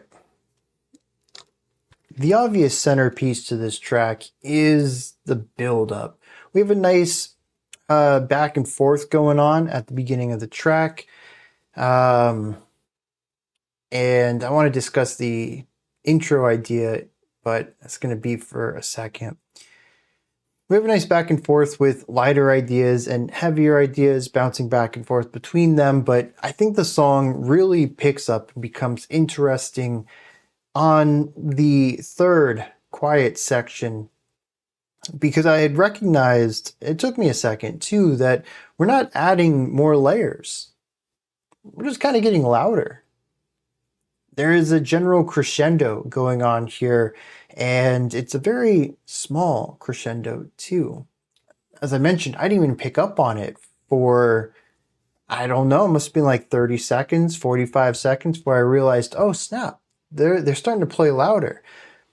And it wasn't long after this where the electric guitars came in and the drums shifted from very light hits to full snare attacks, getting that massive snare crack out. And the song really starts to build and grow. And I thought this was a very cool idea here because, first of all, I don't think we've had anything like this on the album. This is rather refreshing for an album that is particularly about melodic growth and or stacking layers. Here we're having dynamic growth, and it's pairing that with a soft stacking of layers. Let me explain this for a second here. We're layering things up, right? Not layering things up. We're rising in volume. We're getting to the layering in a second. Everything's starting to get slightly louder. When the guitars come in though, the electric guitars, it's a little buzz in the background. The layer gets added into the song, but not at full volume.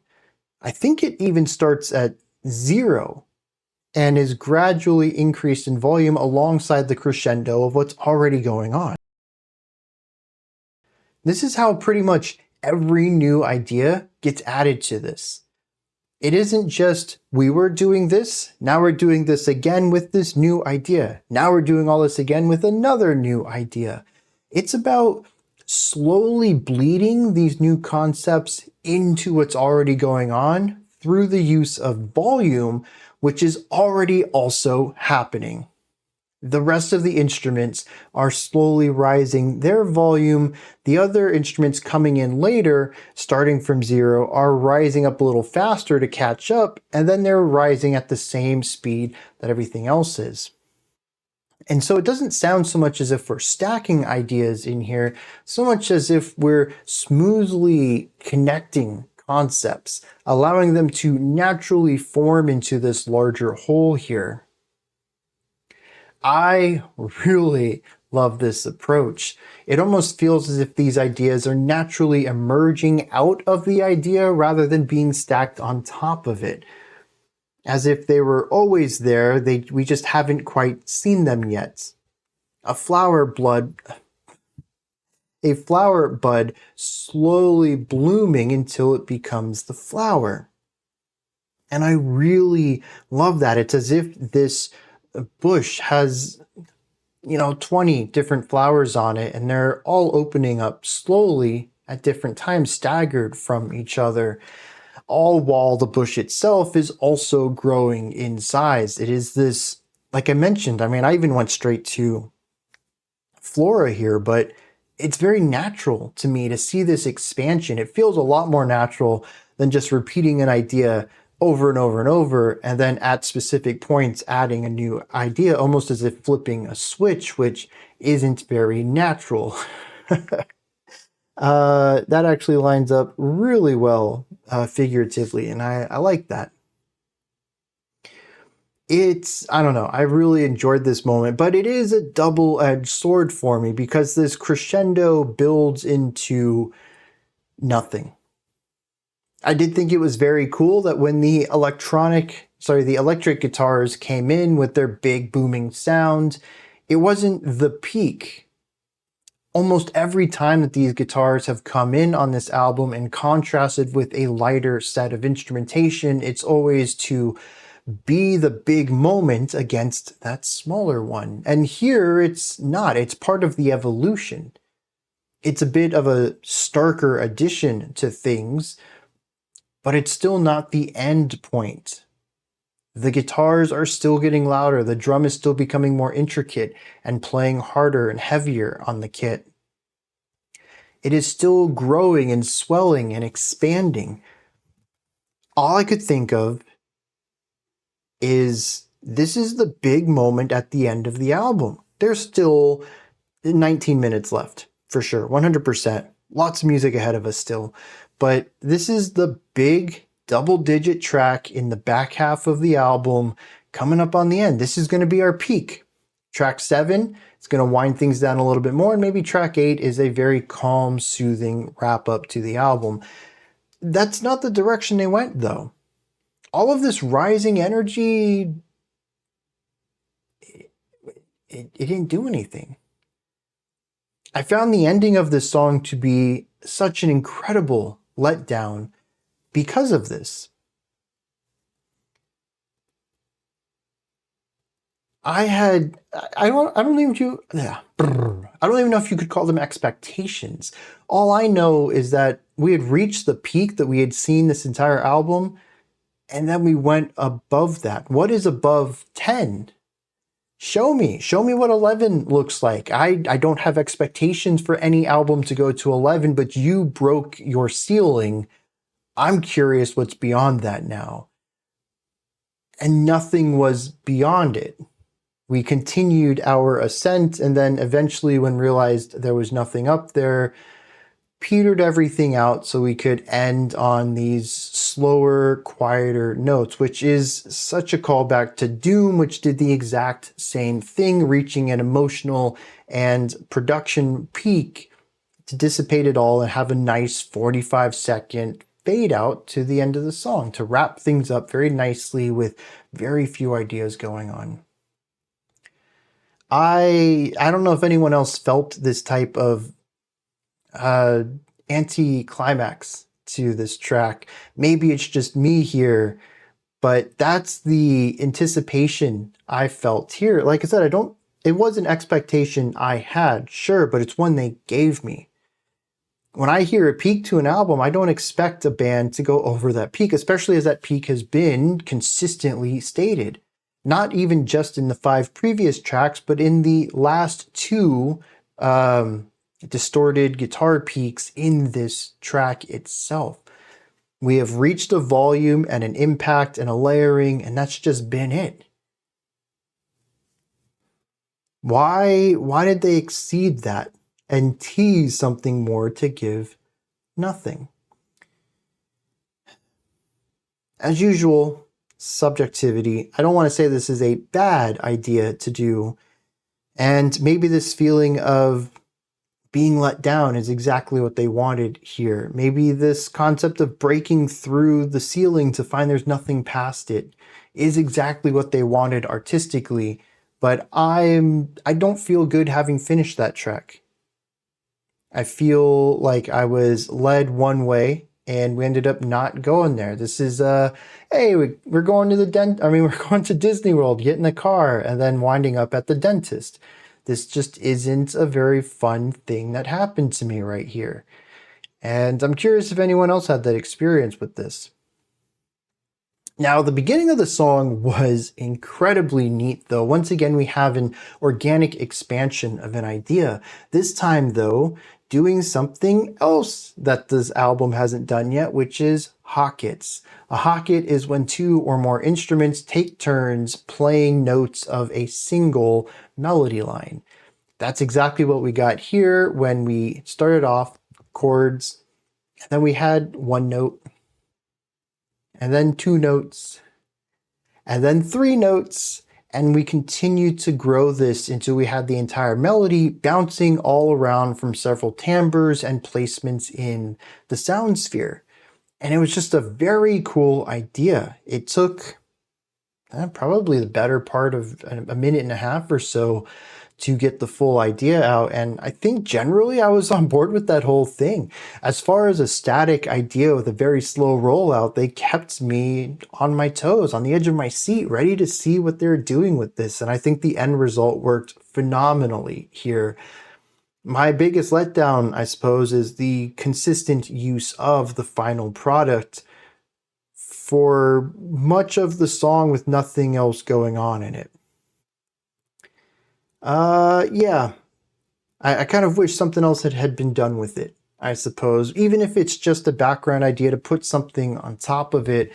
We did have a cool lead guitar line in parts of this track, and they would revert back to just this Hocket, which I thought was a cool idea in the creation process as we began to explore and discover what the full idea was.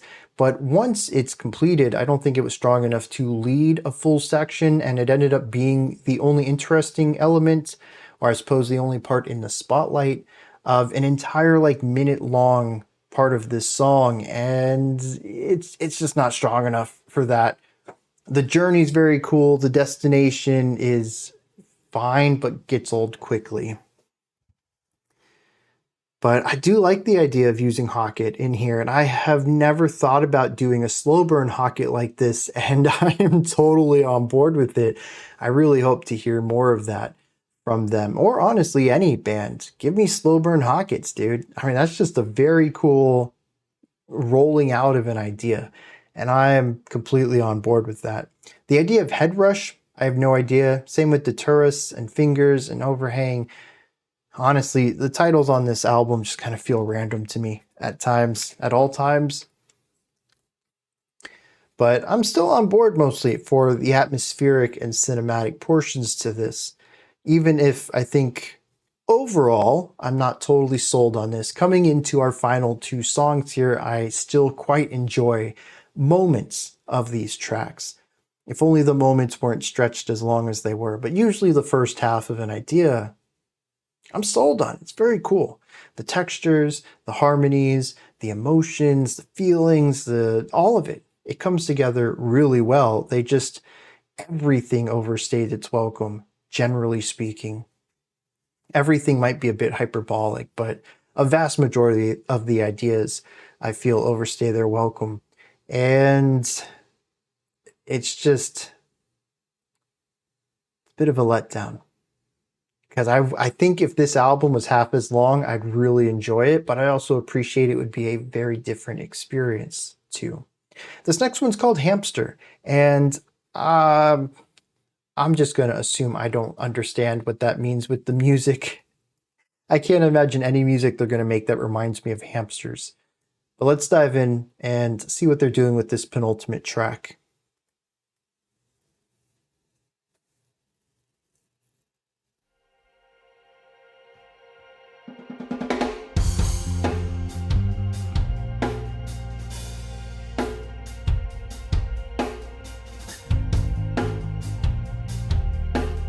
So we have the snare turned off, once again using some funky syncopation on both the drums and the bass here, paired with a drone, synth drone.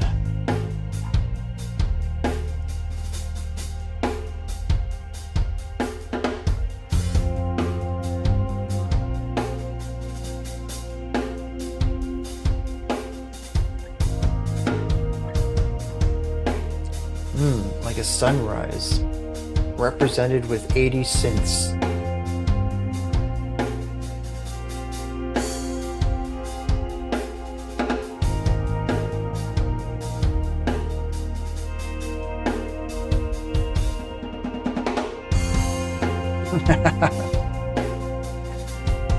Accenting past beat 1. That's the second time we've done that on a phrase reset.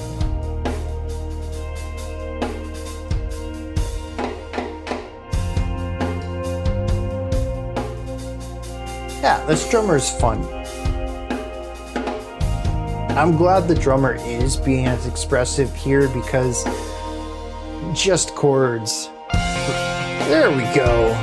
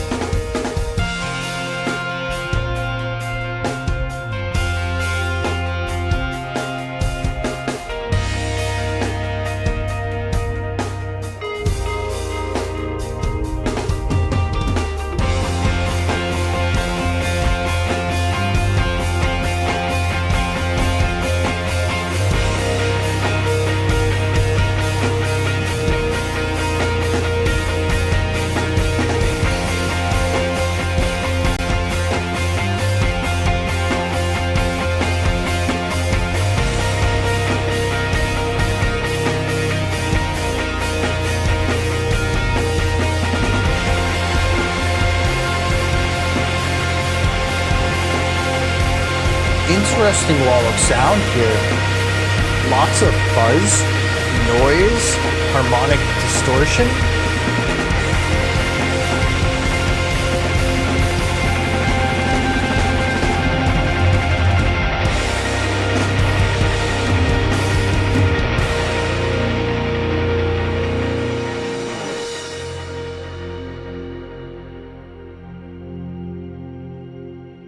Is it just me?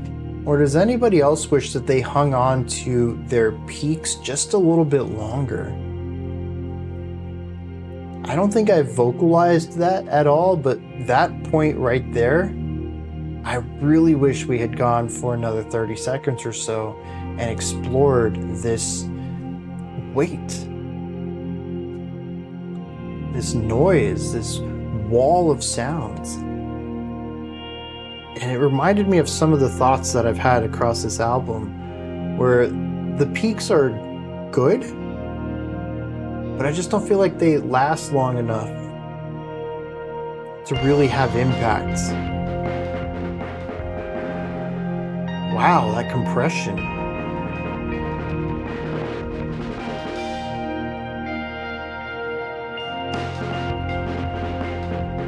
Mixed with an LFO? I mean, there's definitely some sort of parameter being manipulated on it. I mean, it is moving, but it's also, we get bassier sides and then more trebly sides of it.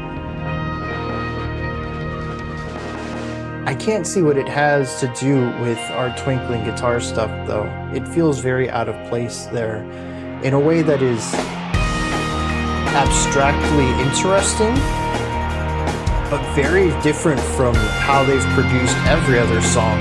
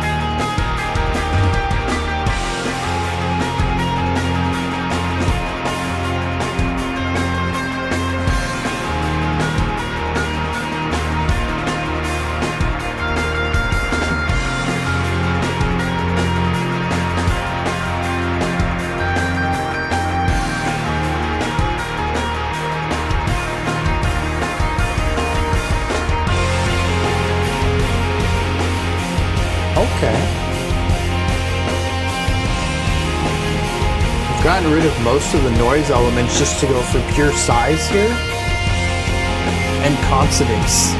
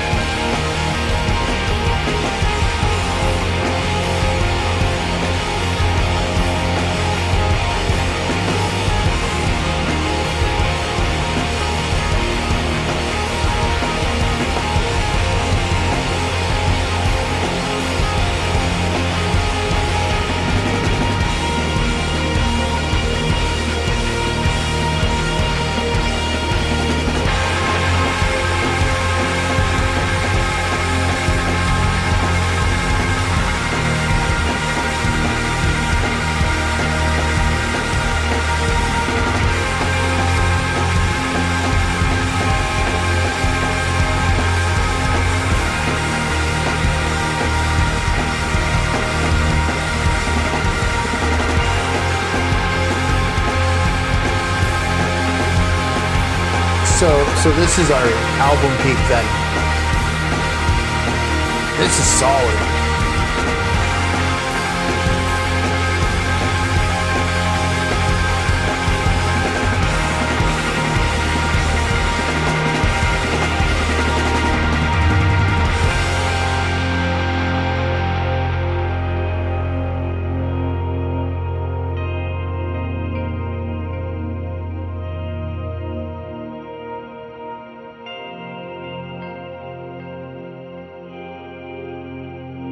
I really wanted that to run up to the end, either transfer into the next song, which brings the energy down, or just end a song on an incredibly powerful section. I don't know why every track needs to calm down for a minute at the end of it. At a certain point, it becomes formulaic, and loses my interest a little bit. Because I felt that too, like rising up, I was like, this is just going to peter out sometime. And I don't want it to, but it did.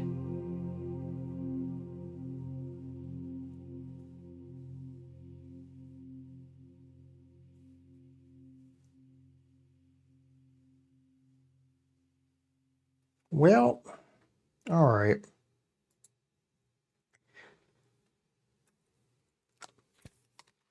Might be my favorite, actually probably is my favorite song on the album. I still think that moment in Head Rush, that's still a peak moment for me. But this comprehensively has been my favorite track on the album.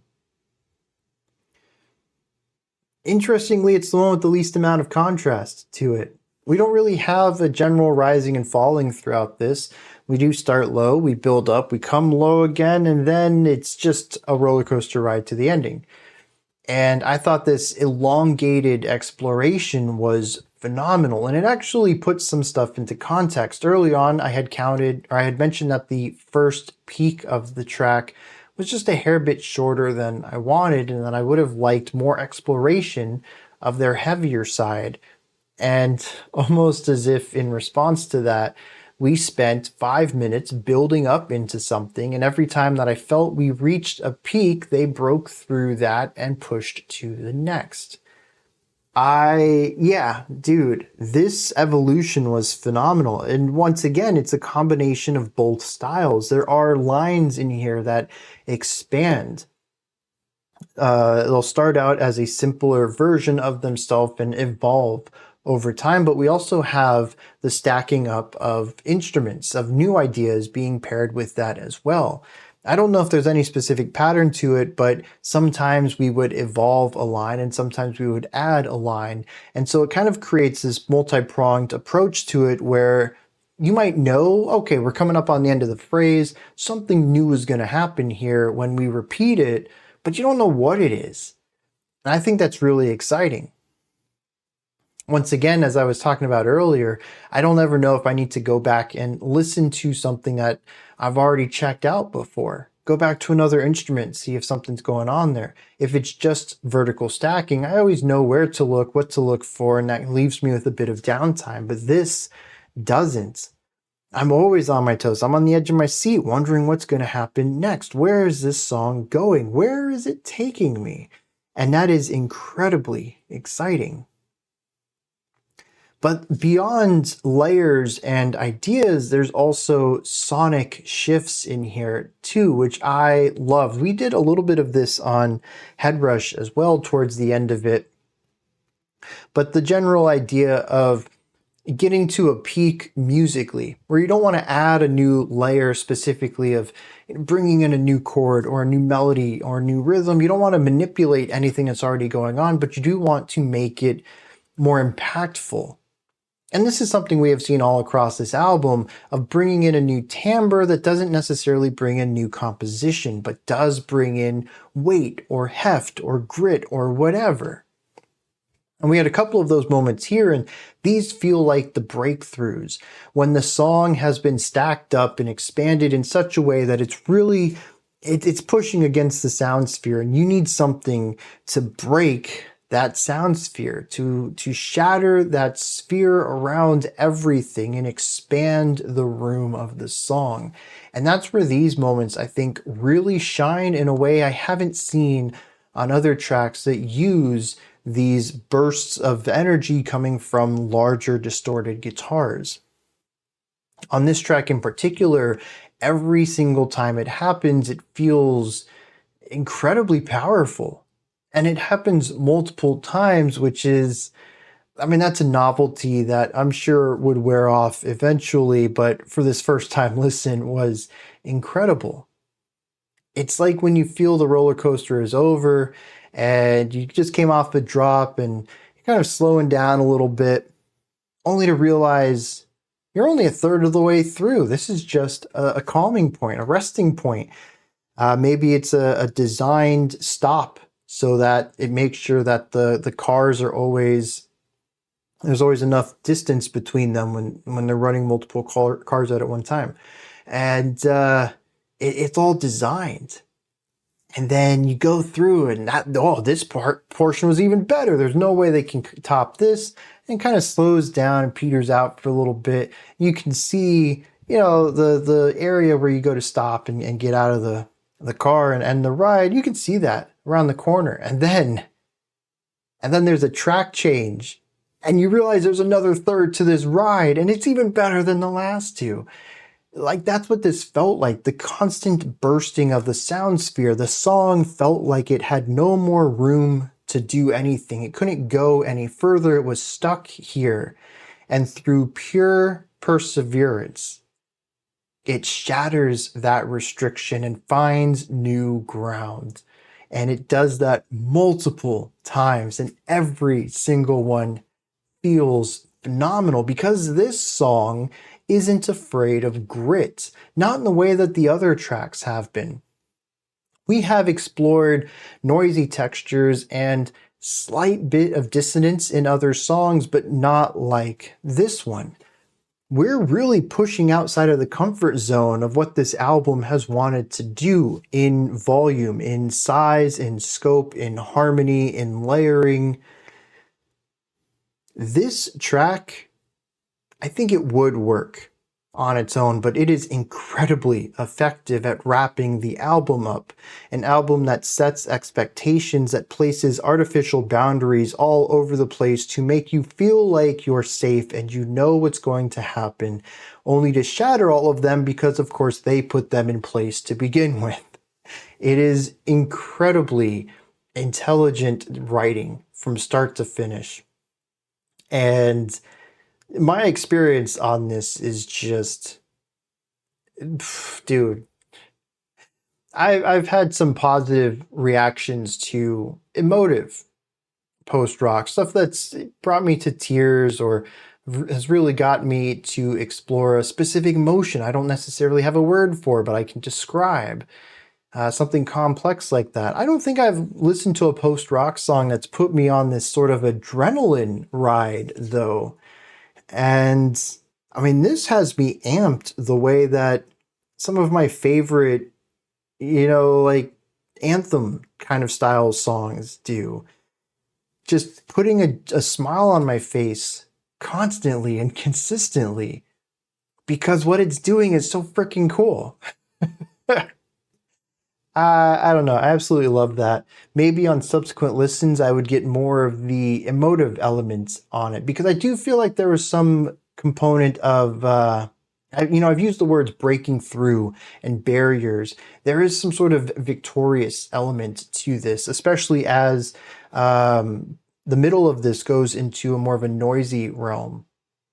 And we push out of that and find consonance and power and strength as we continue to break boundaries. So I kind of wager that that's the direction they want to go in with this.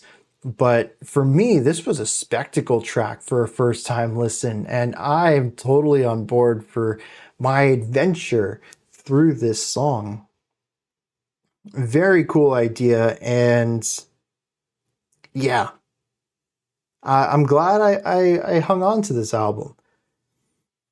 Like I said, I don't think this track would work as well in isolation. It would still be, it'd still be effective. But it works so well in the context of everything else.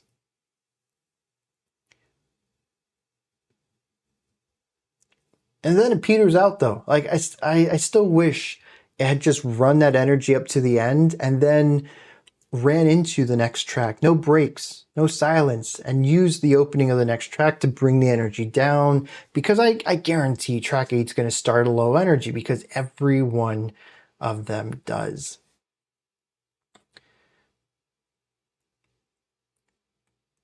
I don't know. The final 40 seconds of this did not click with me anywhere near as the ride that that I was on throughout it. But as I mentioned, the ending also is it's becoming a pattern, a little formulaic. This is what Meniscus does. And I mean, that's fine. Every band has patterns. They have things they fall into. But here, it didn't click with me because of that. All right. Final track, Flux.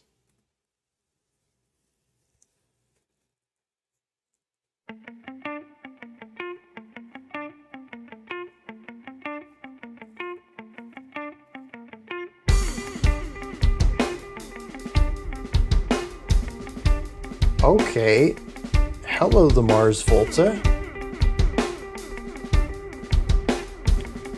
Interesting rhythmic thing, heavy use of reverb and delay.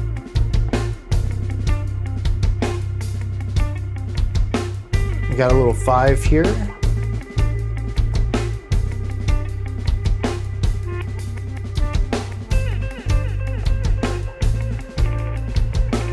And glitch. I can't say they don't keep things fresh. They certainly do. Every song has had a different palette to it, despite all of it being guitar, synth, bass, and drums. Little changes here and there.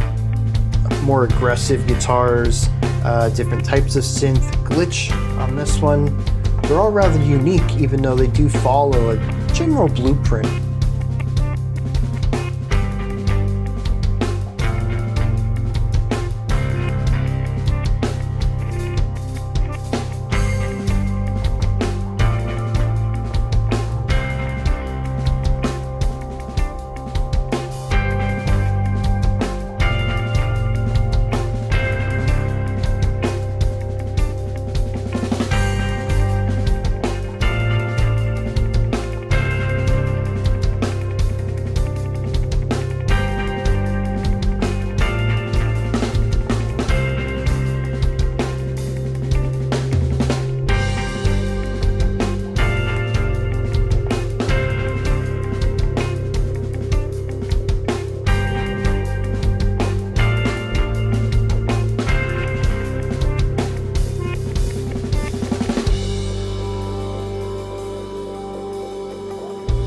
Dang, I was muted. I really like that. Using heavy reverb to take a percussive element of an instrument, like the little palm muted guitar stuff over here, and using the percussive element with the reverb in order to create a percussion part to the song, a rhythmic component to it.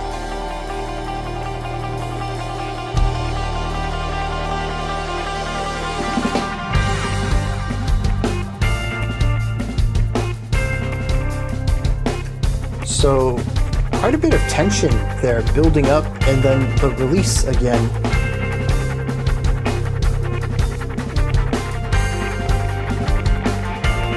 Scraping cardboard, that's an interesting texture right there.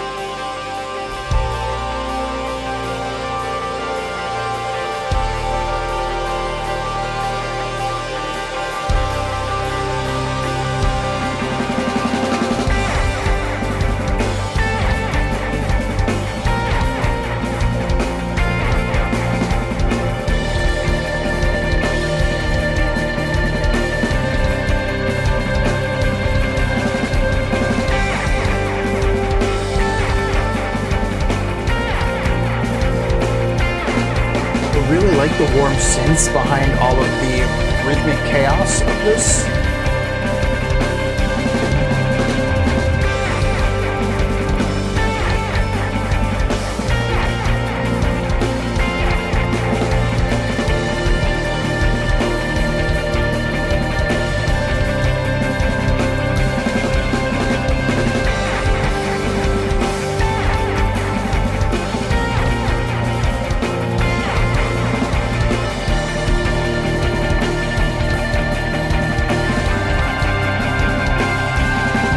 The production on this is incredibly impressive as well, keeping all of these unique sounds and layers separated enough to hear while connected enough to form this larger atmosphere.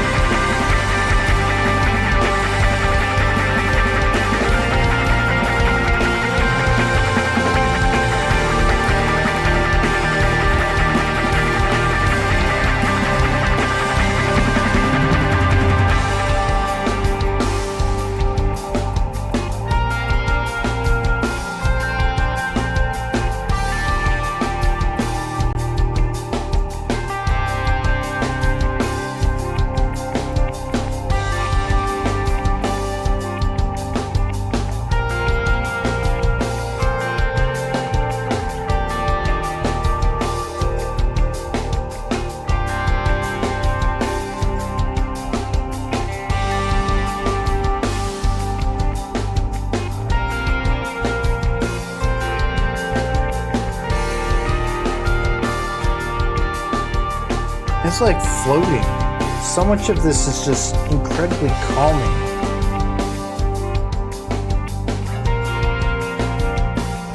It's easy to just kind of get lost in it.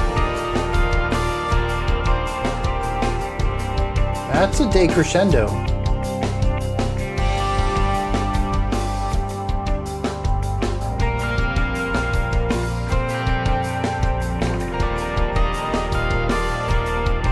Maybe not.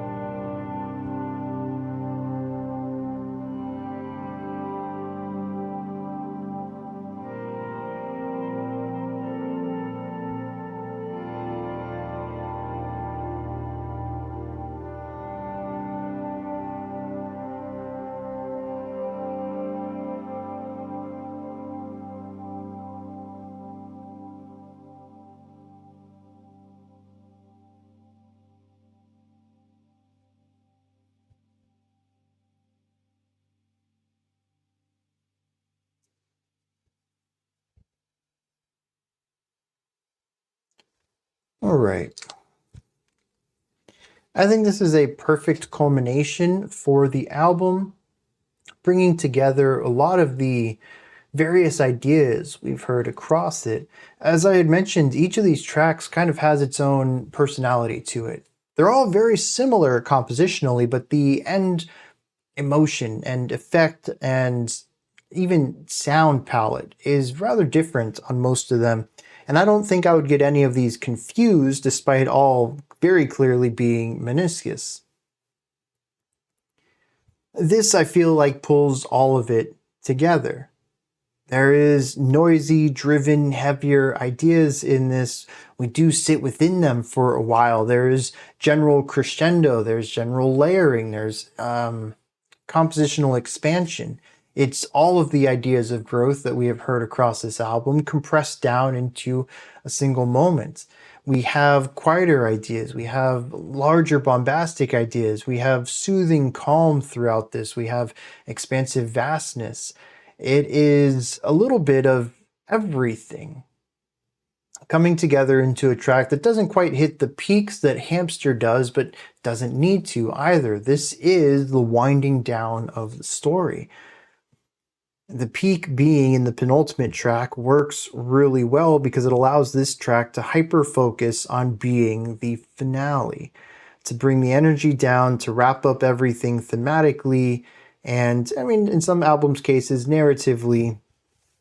This doesn't need to be the bombastic element.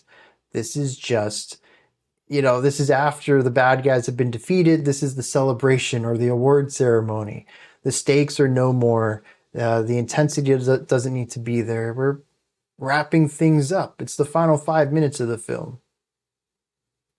And I think it does all of that phenomenally well while still being not just a part of the compositional elements of this album, but by being all of them. This has a little dash of everything we've listened to. I think it does a phenomenal job of wrapping everything up and, well, not really saying anything on its own. I think so much of this track works specifically by understanding where these elements come from in the rest of the album, and it really works as a sort of sonic palette medley. Does that make sense? There's no specific melody or chord progression in here that I think is pulled from other tracks, but the different colors and paintbrushes used, figuratively speaking, on this track are pulled from the other ones. It carries information from the other songs, just not memorable hooks. It does feel like a smorgasbord of production and sonic techniques more so than compositional elements. But it does feel like, at least to me, a little bit of all the personalities of the tracks across this album. And from that perspective, I think it does a great job of wrapping everything up thematically. It's also the one that I got lost in the most. The sounds themselves, the chords they're playing, the timbres of these notes, they just had my mind drift. I ended up focusing really heavily on the 5 pulls. 1, 2, 3, 4, 5. 1, 2, 3, 4, 5. I just kind of closed my eyes and I went along to this 5, this sway of push and pull. Expansion in the 3, compression in the 2, expansion in the 3, compression in 2. And it's always those last 2 beats that feel sort of rushing.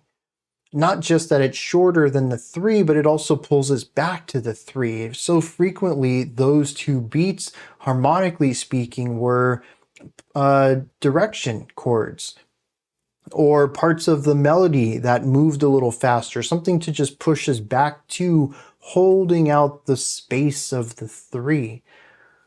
Just kind of getting into this groove of weightlessness and direction, and weightlessness and direction. And I got lost in that. I don't even know that I was paying too much attention to the chords themselves anymore, or the notes. To me, it was just calm and 5. That was all my brain cared about at that time. And I wonder if this isn't how some of you might listen to something like this. Really getting outside of the analytical side, but to me this is even pushed outside of my casual listening side. This really goes into sort of a brain off entirely and almost instinctual engagement with it. Because I'll be honest, I differentiate my analytical and casual listening. When I listen to albums on my own, I'm definitely not worrying too much about time signatures and chordal movements or anything like that. But I am still there's a mental engagement to it. It isn't entirely just, does this sound cool? Am I enjoying it? Here, though, this was just brain off. This was, where are you taking me? I'm just feeling it out. And I don't listen to a lot of music like that. And that maybe is one of my disconnects with more atmospheric, slower, more moving music in general. But if that's what it is, if I was kind of close to that in my own way, I'm still focusing on the five, the metric element, there's still some thought there. But definitely more, I was going to say more engaged, but it's kind of also less engaged simultaneous. It's like I'm engaging a very different part of my relationship to the song. I don't know that I necessarily enjoyed it. It was refreshing. It was new. It was novel. I don't know if I'd want to listen to a whole album just like that. I know a lot of y'all tell me, just lights off, headphones on, sit in your favorite chair and just absorb yourself into the music. I don't know that I like that. But I think here it was a novel experience. And I wouldn't mind more of it. Just a whole album seems like a lot to just I don't know. Even like when I read books or watch TV, movies, it's still not just like a passive engagement. It's very active. I think about all of it. I take it all in. It's just not for me to sort of just turn the brain off and go with the flow. So, I don't know. It's interesting. I guess this is going to wrap it up, though. It feels weird to not talk about any lyrics for an album. We've only done that a handful of times. But usually it's for more compositionally complex work. Whereas this one I think is very texture, very production. As far as like chord progression and time stuff and melodic elements, we really didn't dive into a lot of that on this one either. It's very much a mood album right here. And I don't know, feels like I've missed a whole element of conversation here, not talking about lyrics or melodic components. I mean, even the runtime here, 240 is a bit short. Most of the albums are at least 3. But I do feel like we've gone over everything that I would want to go over and that I had thoughts on. So let's wrap this up then. These are my thoughts then on Meniscus's Refractions. What did you think of this? Is there anything that stood out to you? Is there anything you enjoyed about this that I didn't really expand on? Maybe things I didn't talk about at all you really want to bring to the conversation? Is this your first time with this album or even this artist? What did you think of them? Are you going to dive into more? Please put answers to any of that and anything else you'd like to add into the comments section below. Above that, in the description box, is a link to Linktree. Takes you here. You can find links to my music, ways to support the channel, a link to the Discord server, and so much more. Above that, if you could, like, subscribe, and ring the bell. I greatly appreciate all 3 of those.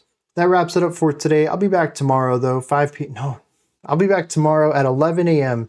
Eastern Standard Time, 4 p.m. UTC. It's a live stream. We hang out for like 2.5 hours. We chat, we listen to some good music. It's very chill, laid back, and a great way to discover new music because for whatever reason, we have so many artists on live stream that we don't check out on the regular. And there's also some really eclectic stuff we get on live stream too. So it's a really great place for music discovery. The community is excellent. We have a blast. It's a fun time. If you can make it, I highly suggest you do. Otherwise, Monday at 5 p.m. Eastern Standard Time, I'll be back here doing regular reactions as usual. Until next time, remember to be critical, not cynical, of the music you listen to, and have a fantastic morning, afternoon, or evening, whenever you choose to watch my videos.